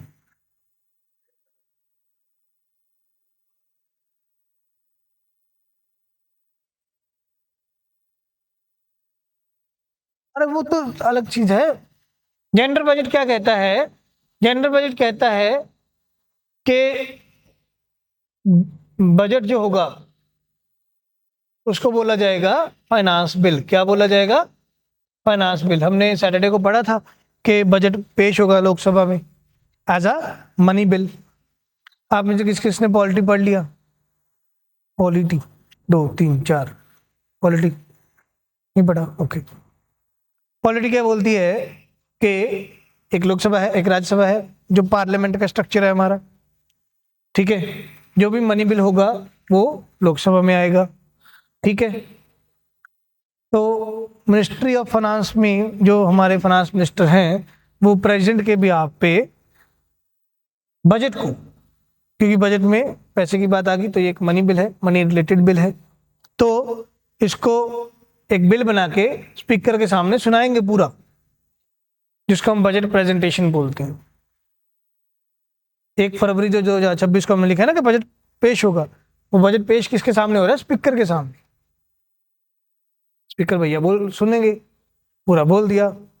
ठीक, फिर वो पूरा एक फाइल समझ लो, एक फाइल तैयार होके वो बिल स्पीकर भैया कहेंगे अब फाइनेंस मिनिस्टर के कि चलो फटाफट राज्यसभा भागो और वहां भी फटाफट फटाफट सुना के आओ। लोकसभा में फुल फ्लैज बिल सुनाना जरूरी है, तभी वो 1 1.5 2 घंटे की स्पीच चलती है। राज्यसभा में जरूरी नहीं है, बस हाँ मेन मेन इंपॉर्टेंट बातें बोल दो। ठीक है, अब जब बजट आया स्पीकर के पास फाइनली कि हाँ चर्चा करनी है, दोबारा लोकसभा के स्पीकर के पास आया चर्चा के लिए, तो वो किस नाम के बिल से आएगा? फाइनेंस बिल के नाम से आएगा। उसमें 7-8 कागज होंगे, वित्त मंत्री जी की स्पीच होगी जो उन्होंने बोला है, और कुछ और डेटा होगा फलाना फलाना फलाना। उसमें 2-4 पेज और ऐड होंगे। एक पेज होगा आउटकम बेस्ड बजट का, उस पेज पे रिजल्ट्स लिखे होंगे कि ये सोचा था ये हो गया है, ये सोचा था ये हो गया है, तो वो एक होगा। और एक जेंडर बजट का पेज होगा लास्ट में। उस पेज पे क्या लिखा रहेगा? उस पेज में 3 लिस्टें बनाई जाएंगी, list A, list B, list C. ठीक है, उसमें हम लिस्ट ए में ये बताएंगे उन स्कीम्स या उन प्रोजेक्ट्स के नाम जिनका 100% बेनिफिट किसको हो रहा है? वुमेन पार्ट ऑफ सोसाइटी को। जेंडर बजट एक ऐसा बजट जिसमें हमने 3 लिस्टें बनानी है और बताना है सबको कि जो भी स्कीम्स चलाई जा रही हैं उनमें से ऐसी स्कीम्स कौन सी हैं जिससे सिर्फ वुमेन को बेनिफिट हो रहा है। तो 100% बेनिफिट वुमेन को हो रहा है, वो लिस्ट ए। ठीक है, मोर देन 30% बेनिफिट्स वुमेन को हो रहा है, list B. Less than 30% benefits women को हो रहा है, लिस्ट सी। हाँ जी, नहीं, जेंडर इनइक्वालिटी है ना बेटा, मैन को इतनी तवज्जो नहीं दी जा रही आजकल, है ना। मैं अभी किसी महिला मित्र के साथ कुछ दिन पहले 3B2 गया। ठीक है, वहां पुलिस थी, वो फूक मरवा रही थी, चेक कर रहे थे कुछ खाया पिया तो नहीं है। ठीक है, कुछ खाया पिया तो नहीं था, बट ड्राइव कर रहे थे महिला मित्र। उन्होंने बोला जाओ, चेकिंग भी नहीं करवाई। ठीक है, जेंडर इनइक्वालिटी, बट ठीक है, अच्छी बात है। तो लड़कियों को कुछ कुछ फायदे भी हैं इनइक्वालिटी के, है ना। आपको आपकी गाड़ी या स्कूटी का पंचर खुद नहीं लगाना पड़ता, धक्के नहीं मारने पड़ते। पेट्रोल खत्म हो जाए, आप सिर्फ ऐसे ऐसे कहोगे भैया भैया हमारा पेट्रोल खत्म हो गया, लड़का पेट्रोल पंप तक छोड़ के आएगा, नहीं भी छोड़ के आएगा, खुद अपने मुंह में पेट्रोल भर के लेके आएगा और स्कूटी में डालेगा। हाँ? हम कहाँ जाके मरे? तो 3 लिस्टें बनाई जाएंगी जेंडर बजट में। लिस्ट ए जिसमें वो सारी स्कीम्स आएंगी जिनका 100% बेनिफिट वुमेन सोसाइटी को हो रहा है। लिस्ट बी जिसमें 30% से ज्यादा बेनिफिट महिलाओं को हो रहा है। ठीक है, मतलब फ्रॉम 30 टू 99% बेनिफिट किसको हो रहा है? वुमेन को हो रहा है। और लिस्ट सी में वो स्कीम्स जिसका 30% बेनिफिट भी वुमेन को नहीं हो रहा, मतलब 70% से ज्यादा benefit male counterpart of society को हो रहा है। तो ऐसे हम जेंडर बजट बनाते हैं। Lastly green budget. Green budget, तो ग्रीन बजट में क्या आ जाएगा? उन स्कीम्स का नाम जो स्पेसिफिकली एनवायरमेंट प्रोटेक्शन या क्लाइमेट चेंज के लिए लाई जा रही हैं।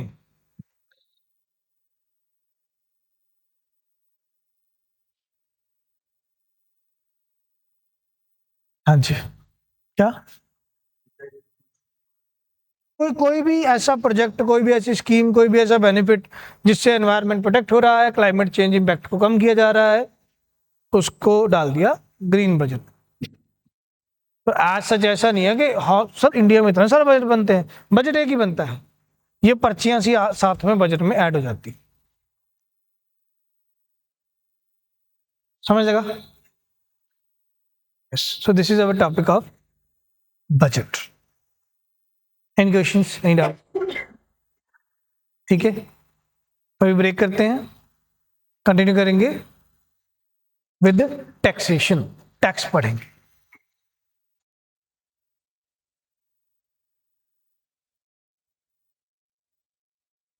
Okay.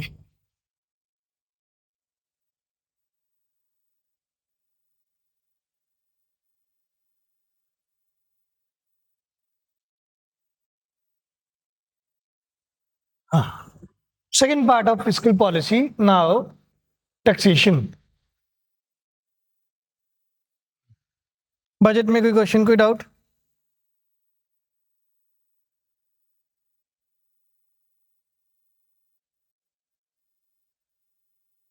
Taxation means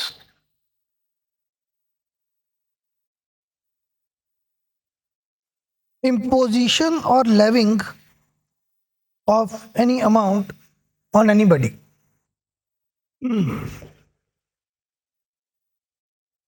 imposition or levying any amount on anybody।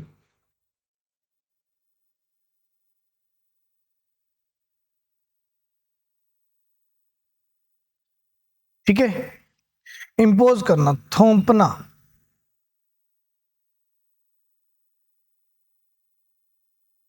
कि कोई पर्सन किसी दूसरे पर्सन पर कोई अमाउंट थोप रहा। ठीक है, टैक्सेशन। अब कोई भी पर्सन किसी भी दूसरे पर्सन पे टैक्स नहीं इम्पोज कर सकता। उसके लिए क्या किया आपने? उसके लिए एक सेंट्रल टैक्सेशन अथॉरिटी बना दी कि सिर्फ टैक्स कौन लगा सकता है? स्टेट या गवर्नमेंट। ठीक है, ये पावर कौन दे रहा है गवर्नमेंट को? गवर्नमेंट कैन इम्पोज और लेवी टैक्स।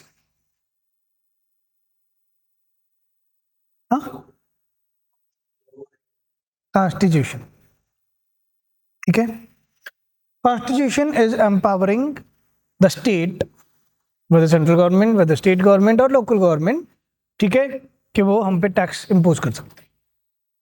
ठीक, तो ऐसे ही जो इंडिया में टैक्सेशन स्ट्रक्चर है, इंडियन टैक्स स्ट्रक्चर अगर हम पढ़ें तो वो तीन पार्ट्स में डिवाइड हो जाएगा। सेंट्रल गवर्नमेंट के टैक्सेस मतलब सेंट्रल टैक्सेस, स्टेट गवर्नमेंट के टैक्सेस मतलब states taxes, and local taxes.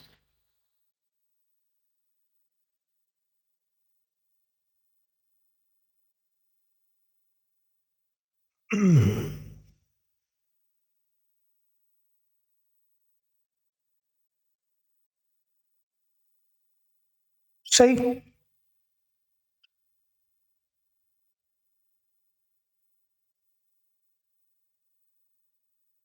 कहते जी कोई शेड्यूल 7 है कॉन्स्टिट्यूशन का, क्या बोलता है ये?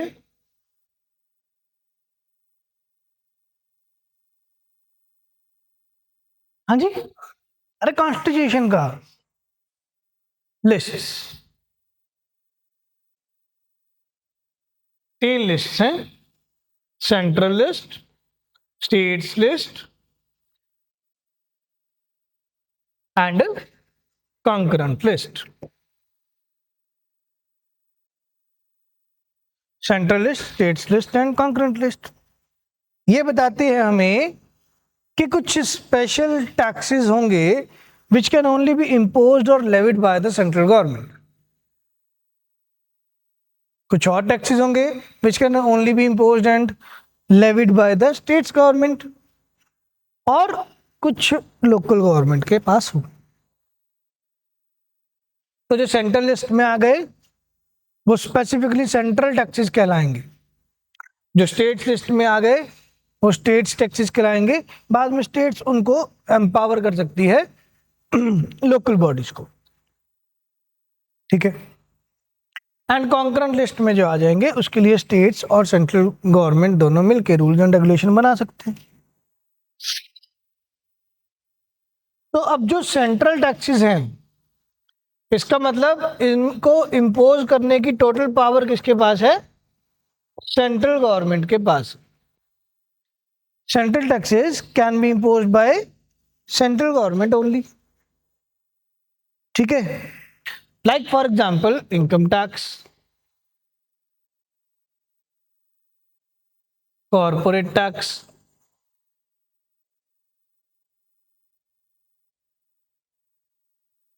ठीक है। कोई और सेंट्रल टैक्स का एग्जांपल? सेंट्रल गवर्नमेंट के किसी और टैक्स का एग्जांपल?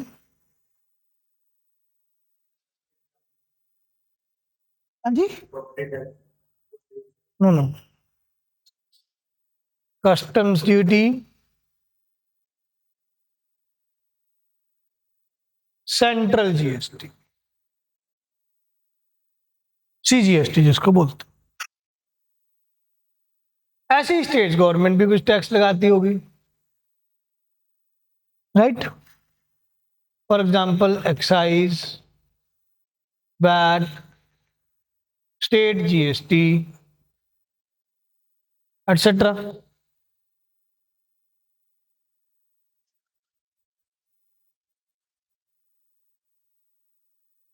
ठीक है, या रोड टैक्स, प्रोफेशन टैक्स,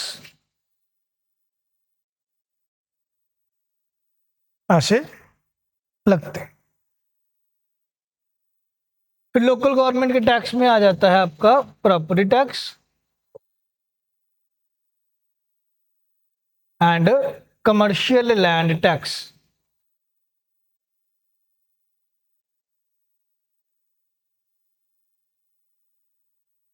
ये लोकल गवर्नमेंट लगा रहे हैं।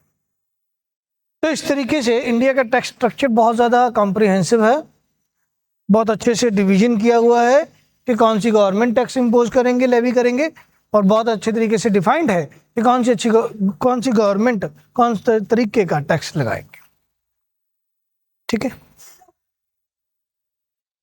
क्या चीज़? ये स्टेट लिस्ट में ही आएगा। स्टेट इनको एम्पावर कर देगी लोकल बॉडीज को कि आप टैक्स अपने तरीके से लगा सकते हो, ठीक है।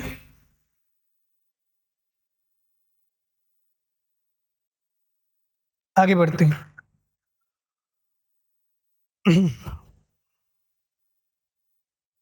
नेक्स्ट लिखिए टाइप्स ऑफ टैक्सेस।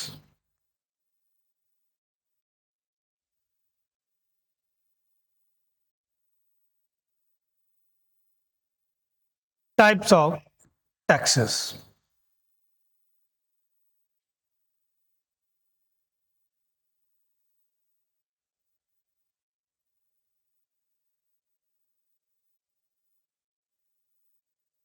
सबसे पहले progressive tax. Progressive tax.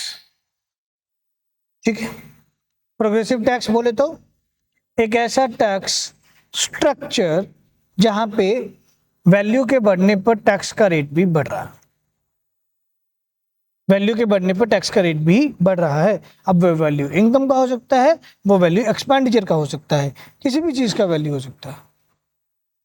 Value के बढ़ने पर टैक्स का रेट बढ़ रहा है।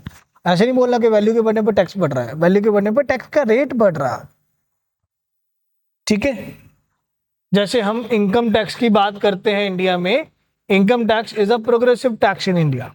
Yes, so types of taxes में we have progressive tax. Progressive tax क्या बोल रहा है कि जैसे जैसे वैल्यू इंक्रीज करेगा वैसे वैसे टैक्स का रेट भी इंक्रीज हो जाएगा। ठीक है, से फॉर एग्जांपल इंडिया का इनकम टैक्स, इंडिया का इनकम टैक्स जो है वो प्रोग्रेसिव फॉर्म में काम कर रहा है। लाइक अगर आपकी इनकम 0 से 4 लाख तक है तो आप पर कोई टैक्स नहीं लगेगा, 0%। 4 से 8 लाख की इनकम है आपकी तो 5% टैक्स लगेगा। 8 से 12 लाख की इनकम है आपकी तो 10% टैक्स लगेगा। 12 से 16 लाख की इनकम है तो 15% टैक्स लगेगा। 16 से 20 लाख की इनकम है तो 20% टैक्स लगेगा। 20 से 24 लाख की इनकम है तो 25% टैक्स लगेगा। और 24 लाख के ज़्यादा की इनकम पर फ्लैट फिर हो जाएगा 30% टैक्स। तो ये इंडिया का प्रोग्रेसिव इनकम टैक्स स्ट्रक्चर। ठीक है, तो 4 लाख की इनकम तक 0, 4 से 8 लाख की इनकम तक 5%, 8 से 12 लाख की इनकम पे 10% टैक्स, 12 से 16 लाख की इनकम पर 15% टैक्स, 16 से 20 20%, 20 से 24 25%, 24 लाख से ज़्यादा जितना मर्जी 30% टैक्स फ्लैट।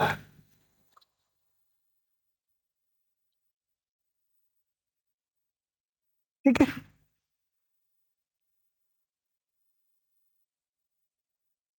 तो ऐसे टैक्स को बोलते हैं प्रोग्रेसिव टैक्स। दूसरा रिग्रेसिव टैक्स।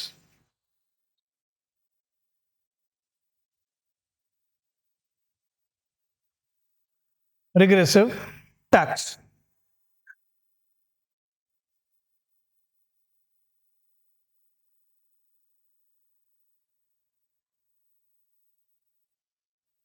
रिग्रेसिव टैक्स में क्या होगा, आपके पास वैल्यू के बढ़ने पर टैक्स का रेट कम हो जाएगा।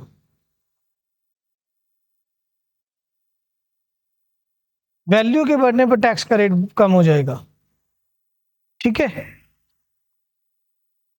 कि अगर मान लीजिए आप कुछ परचेज करने गए 100 रुपए के किसी आइटम पे, मान लो 12% टैक्स। 1 करोड़ की आइटम पे मान लीजिए 0.3% टैक्स। ठीक है, या मान लीजिए 3% टैक्स। 10 करोड़ की कोई आइटम आप खरीदने गए, उस पर मान लीजिए 1% टैक्स। ऐसे टैक्सेशन सिस्टम को बोलेंगे रिग्रेसिव टैक्स। वैल्यू के बढ़ने पे टैक्स रेट कम हो जाए। ठीक है, ये प्रेशियस मेटल्स के केस में होता है, प्रेशियस स्टोन्स के केस में होता है। ठीक है, डायमंड पे जो टैक्स रेट है वो पॉइंट्स में 0 पॉइंट समथिंग समथिंग समथिंग। क्यों? क्योंकि वैल्यू इसकी बहुत ज़्यादा है, पहले इसकी वैल्यू बहुत ज़्यादा है। ठीक है, थर्ड प्रोपोर्शनेट टैक्स।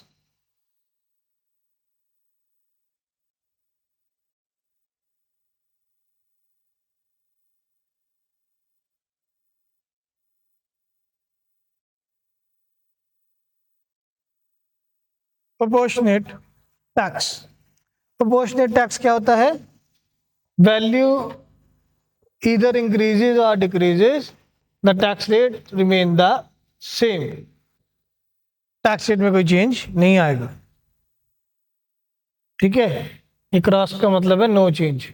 ऐसे ना समझ लेना कि सर टैक्स रेट लगेगा ही नहीं, ठीक है।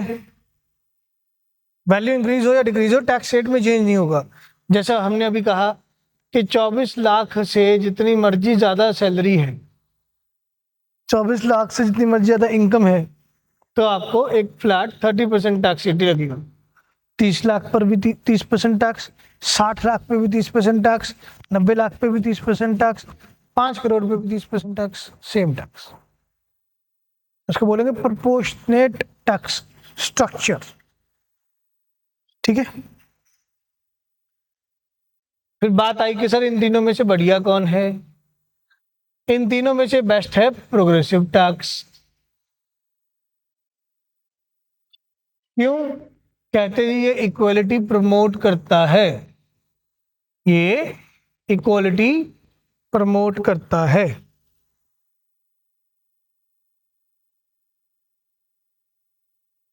क्यों ये इक्वलिटी प्रमोट करता है? बिकॉज ये एबिलिटी टू पे प्रिंसिपल पे लागू होता है, ये एबिलिटी टू पे प्रिंसिपल पे लागू होता है। प्रोग्रेसिव टैक्स क्या है?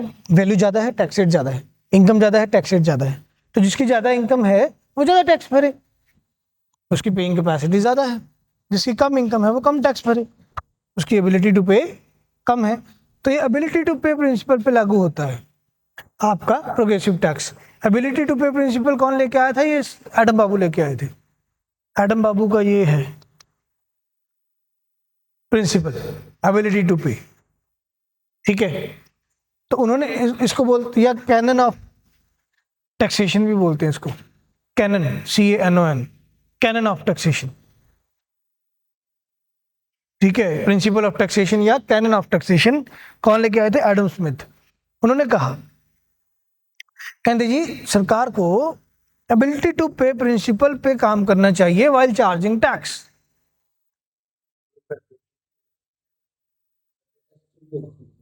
इस चीज, हाँ, यस, FLT में मैंने ये स्टेटमेंट डाला था। ऐसे स्टेटमेंट डालो जहां बच्चों की एक ना मानसिकता जो है वो काम करने वाली खत्म हो जाए।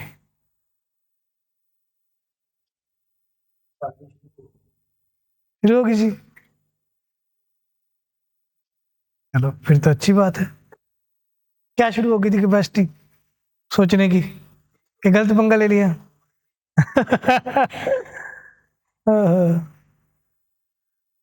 कोई बात नहीं, चलिए आगे बढ़ते हैं। तो एबिलिटी टू पे प्रिंसिपल क्या कहता है कि जिस पर्सन की जो कैपेसिटी है पेमेंट करने की, उसके अकॉर्डिंग आपसे टैक्स लिया जाए।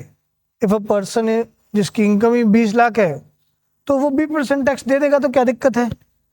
एक पर्सन जिसकी इनकम ही 2 लाख है, फिर उससे टैक्स ना लो, जीरो कर दो, ठीक है।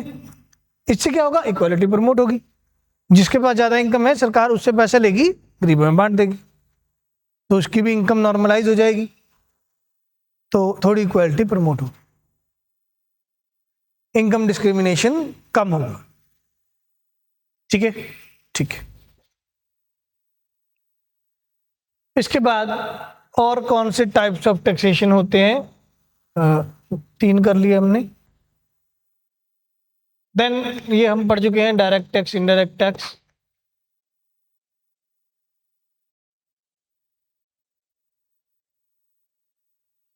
ये हम पढ़ चुके हैं। डायरेक्ट टैक्स में टैक्स बेयरर और टैक्स पेयर सेम होंगे, इनडायरेक्ट टैक्स में टैक्स पेयर और टैक्स बेयरर सेम नहीं होंगे, ठीक है।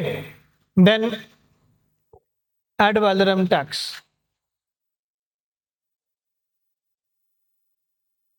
एड वैलोरम टैक्स, ठीक है जी। एड वैलोरम टैक्स क्या होगा? ये एक लैटिन भाषा का शब्द है जिसका मतलब होता है added value. Added value, added value बोले तो ये वैल्यू बेस्ड टैक्स है। ऐसे नहीं बोलना वैल्यू बढ़ेगी तो टैक्स रेट बढ़ेगा, बस ये वैल्यू बेस्ड टैक्स है। On the basis of value tax लगेगा आपको अमाउंट पर, on the basis of amount the tax has been charged. ठीक है, अब ये प्रोग्रेसिव है, जरूरी नहीं है ये प्रोग्रेसिव हो, ये अमाउंट के पॉइंट ऑफ व्यू से चल रहा है। 1 करोड़ तक की आइटम पर ये टैक्स, 2 करोड़ की आइटम पर ये टैक्स। ठीक है, प्रोग्रेसिव होगा या डिग्रेसिव होगा वो बाद में देखेंगे। ये वैल्यू बेस्ड टैक्स है, कितना वैल्यू एडिशन हुआ उसके बेस पे टैक्स लगाओ। हाँ, उसमें ना फिर वो इम्पोर्ट ड्यूटी की भी बात हो जाती है, वो उसमें काफ़ी सारी चीज़ें आ जाती हैं। ठीक है, कि सरकार कस्टम ड्यूटी कितना लगा रही है, ये वैल्यू एडिशन वाला जो आपको याद हो हमने वो पढ़ा था, जीडीपी कैसे कैलकुलेट करते हैं, प्रोडक्ट मेथड, उसमें हमने पढ़ा था कि वैल्यू एडिशन होती रहती है, वैल्यू एडिशन होती रहती है। तो जितनी वैल्यू एडिशन हुई है उसके बेस पे टैक्स, इसीलिए इसका नाम क्या है, एड वैलोरम, एडिड वैल्यू पर टैक्स। ठीक है, then specific tax, specific tax ये लगेगा tax on the basis of quantity,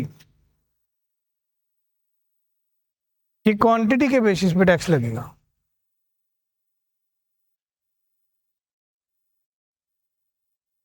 ये टैक्स लगेगा on the basis of quantity.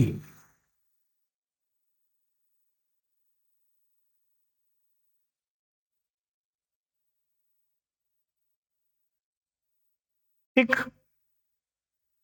कि मान लीजिए हम फॉरेन से कुछ इंपोर्ट कर रहे हैं, 1 यूनिट इंपोर्ट किया तो इतना टैक्स, 2 यूनिट इंपोर्ट करके इतना tax, 5 unit, 10 unit, 20 unit, 50 unit, on the basis of units आपको टैक्स लगेगा।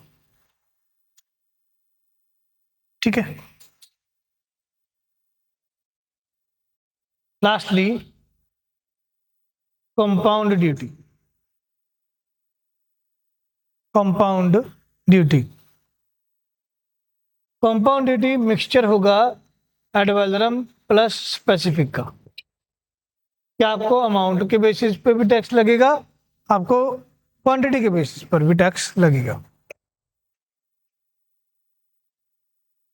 ठीक है, so these are types of taxation या types of taxes in India.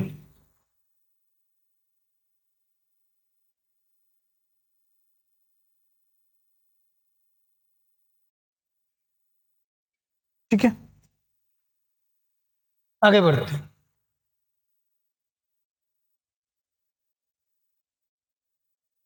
Types of direct taxes in India. India में कौन कौन से डायरेक्ट टैक्स लग रहे हैं? तो सबसे पहले इनकम टैक्स। इनकम टैक्स लगता है इनकम टैक्स एक्ट 1961 के अकॉर्डिंग।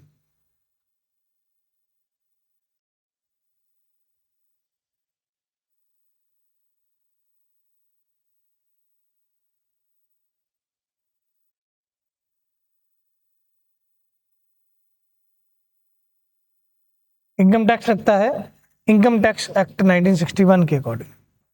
ठीक है, सबसे पहले तो इसका एक कोई सेक्शन 10 है जो बोलता है कि एग्रीकल्चर इनकम पर टैक्स नहीं लगना चाहिए, no income tax on the agriculture income.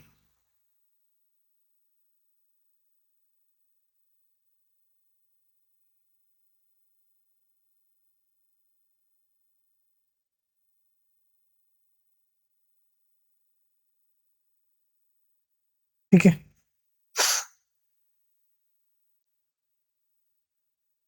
Income tax act के अकॉर्डिंग 5 तरह की इनकम को इनकम टैक्स में रखा गया है। That was salaries, rental income,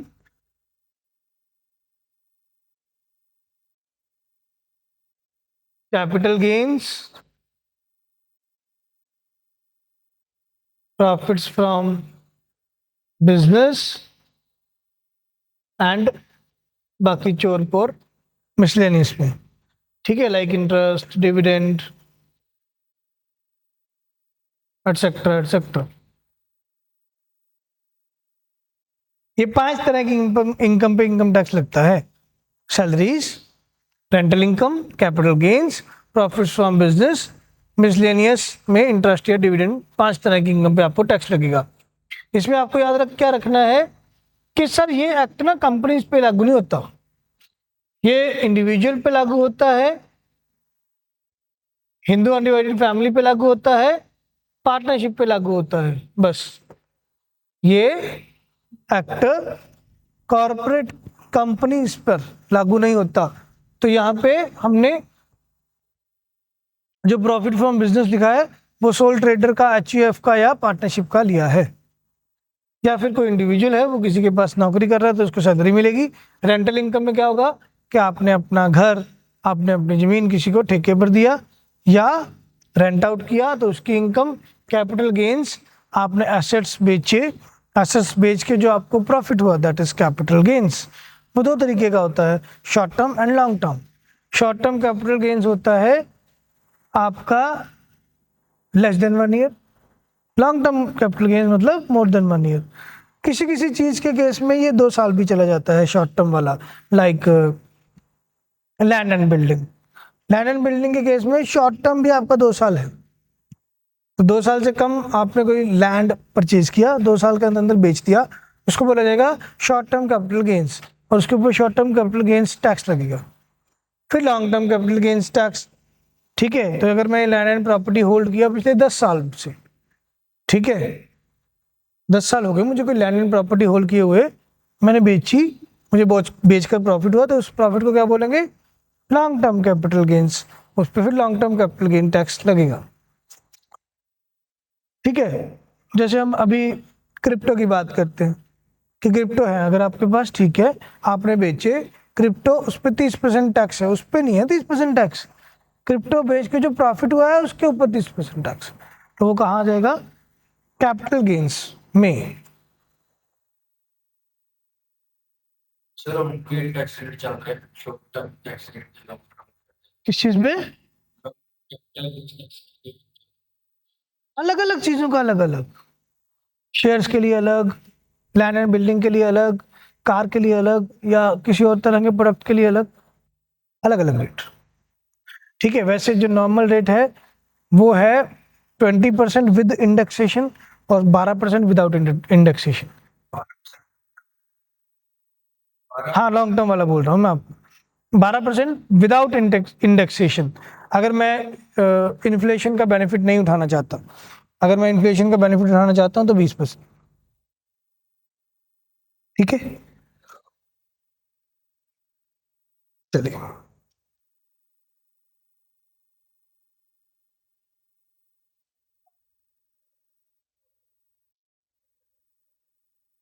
किस चीज का, वो कॉर्पोरेट टैक्स होता है, उसको हम यहाँ नहीं भरते, उसको कॉर्पोरेट टैक्स बोलते हैं।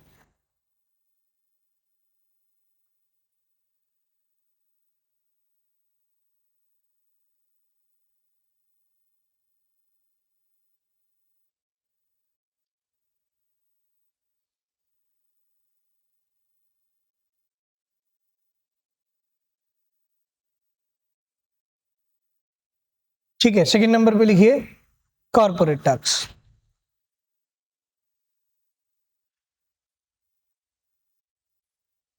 सेकंड नंबर पे लिखिए कॉर्पोरेट टैक्स,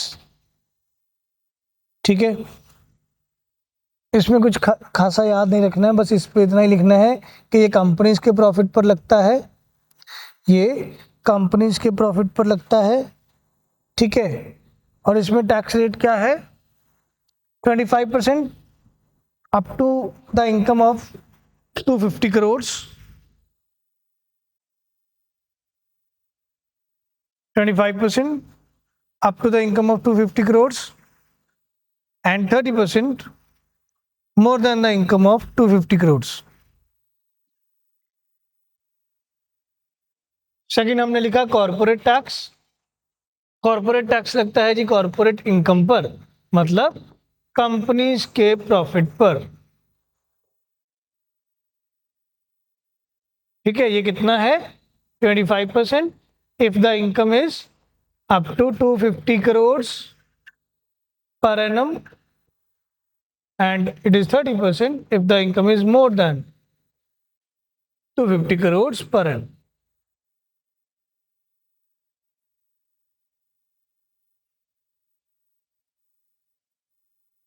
ठीक है, then we have MAT, minimum alternate tax.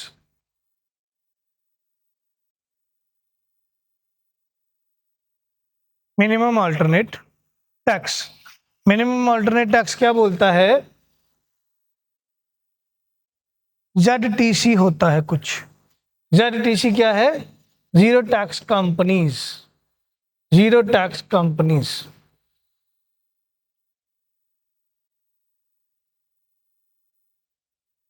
मान लीजिए सरकार ने ना किसी सेक्टर का डेवलपमेंट करना है, से फॉर एग्जांपल इलेक्ट्रॉनिक सेगमेंट का डेवलपमेंट करना है। सरकार ने क्या बोल दिया, कुछ टाइम के लिए 5-6 महीने 1 साल के लिए इलेक्ट्रॉनिक कंपनीज का टैक्स माफ कर दिया, या ऐसा बोल दिया कि कोई भी इलेक्ट्रॉनिक कंपनी जो प्रॉफिट में नहीं है, या एक मिनिमम थ्रेशोल्ड बता दिया कि अगर कोई इलेक्ट्रॉनिक कंपनी से उसका प्रॉफिट 100 करोड़ से कम है तो उनसे टैक्स नहीं लेंगे। ठीक है, तो वो बन गई जीरो टैक्स कंपनी, जिससे टैक्स नहीं लेना। तो एक ऐसी इलेक्ट्रॉनिक कंपनी जिसका प्रॉफिट 100 करोड़ से कम है तो उससे टैक्स नहीं लेंगे।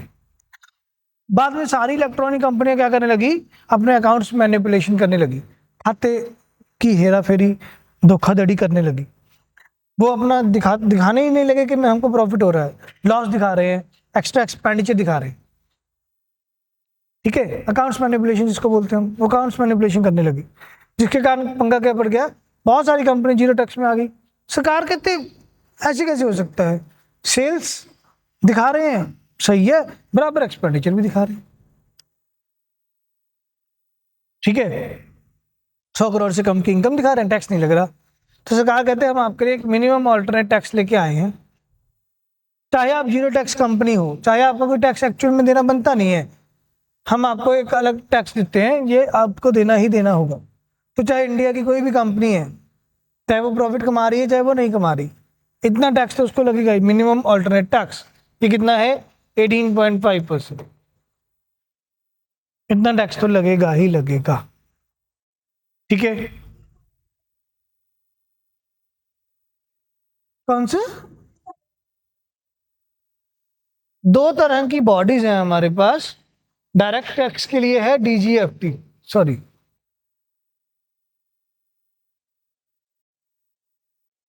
डायरेक्ट टैक्स के लिए है CBDT, central board of direct taxes, और इनडायरेक्ट टैक्स के लिए है CBIE, central board of indirect taxes and custom आएगा, CBIC, central board of indirect taxes and customs. ये 2 बॉडीज हैं, डायरेक्ट टैक्स के लिए CBDT, इनडायरेक्ट टैक्स के लिए CBIC, ये बना रहे हैं। और अब GST काउंसिल आ गया, वो GST बना रहा है। ठीक, तो minimum alternate tax 18.5%।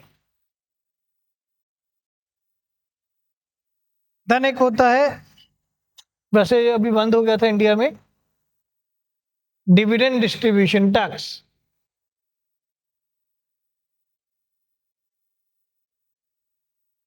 Dividend distribution tax,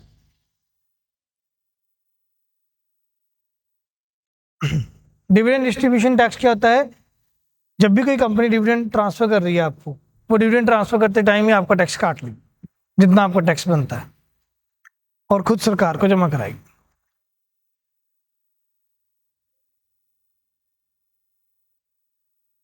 वो इनकम, वो जो जिस पे टैक्स नहीं लगा, वो टैक्स फ्री डिविडेंड आया आपको, वो वाली चीज। ठीक है, यहाँ पे अगर कंपनी को लगे, सरकार ने कंपनी की जिम्मेवारी लगा दी कि भाई तुम डिविडेंड ट्रांसफर करते हो शेयर होल्डर को, वो हमको तो टैक्स देता ही नहीं उस पर, तुम डिविडेंड जब दे रहे हो किसी शेयर होल्डर को, तो डिविडेंड देते टाइम ही उसका टैक्स का जितना पैसा बनता है वो काट लो, या एक ऑन एवरेज 10% काट लो, जितनी बार भी डिविडेंड दोगे उसका 10% काट लो। फिर जब जो पर्सन है, इंडिविजुअल है, जब वो खुद रिटर्न भरेगा, उस रिटर्न में देखेंगे कि उसका टैक्स बनता था कि नहीं बनता था। नहीं बनता होगा हम रिफंड कर देंगे। और उसको बोलते हैं STT, securities transaction tax.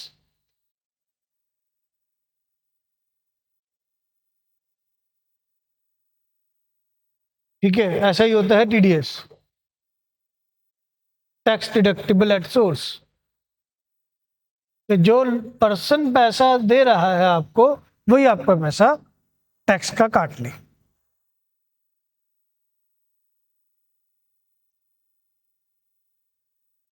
Tax deductible at source, जो पैसा आपका टैक्स का देना बनता है, जो पर्सन आपको पैसा टैक्स का दे रहा है, पैसा दे रहा है आपको, वही आपका टैक्स काट ले। That is TDS.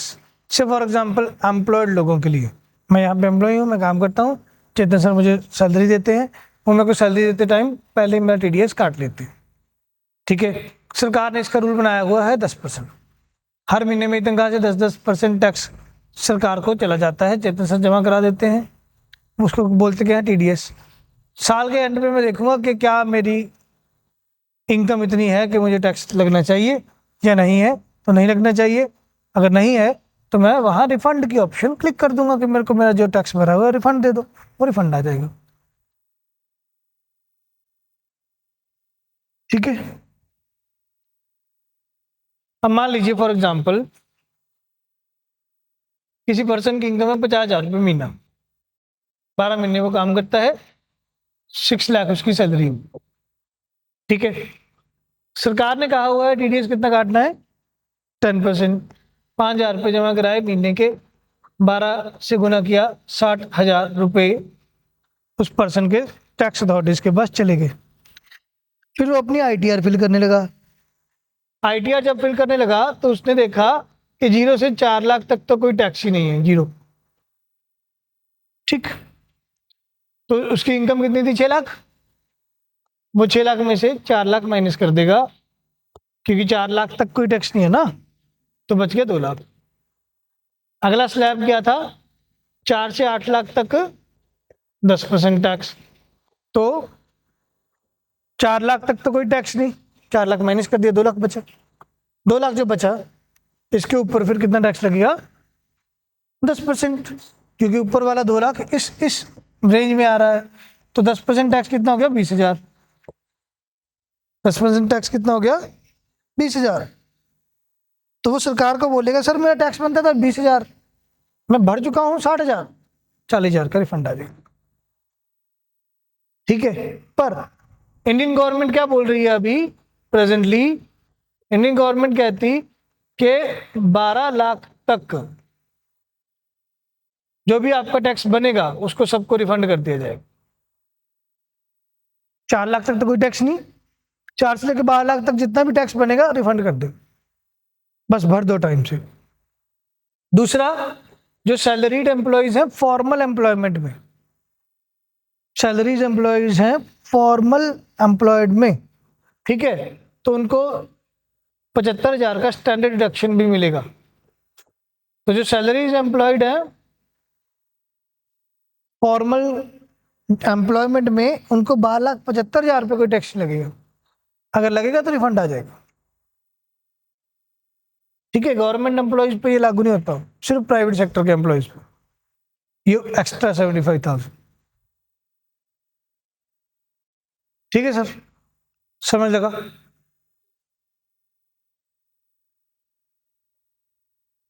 डिडक्ट नहीं कर रहे, प्रोवाइड कर रहे हैं, नाम इसका स्टैंडर्ड डिडक्शन है। मतलब आप टोटल अब 12,75,000 रुपये आपको कोई टैक्स लगेगा, अगर बनता है भर दो, रिफंड आ जाएगा। आप गवर्नमेंट एम्प्लॉय बनोगे, आपको 12 लाख तक जो भी टैक्स बनता है वो रिफंड आएगा। मैं प्राइवेट एम्प्लॉय हूँ, मेरे को 12,75,000 मतलब एक्स्ट्रा 75,000 का और डिस्काउंट मिल रहा है मेरे को। ठीक है, समझ लगा सर।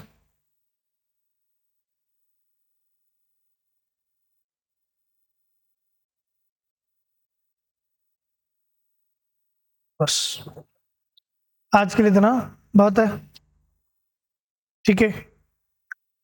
कल टैक्सेशन वाला पार्ट फिर कंप्लीट करेंगे। आज क्लास के कारण काफ़ी डिस्टर्बेंस रहा, I am seriously sorry for that, ठीक है। नहीं तो आज हमने टैक्स का टॉपिक कंप्लीट करके जाना था, पर चलो जो भी है क्या ही कर सकते हैं। I am sorry online students, seriously sorry for that, ठीक है। मैं ट्राई करूँगा कि जो ये आज वाला क्लास है इसको आज में ही अपलोड करवा दूँ, सो दैट आपको कल क्लास जो भी होगी वो इजीली समझ आ जाए, ठीक है। All right, thank you.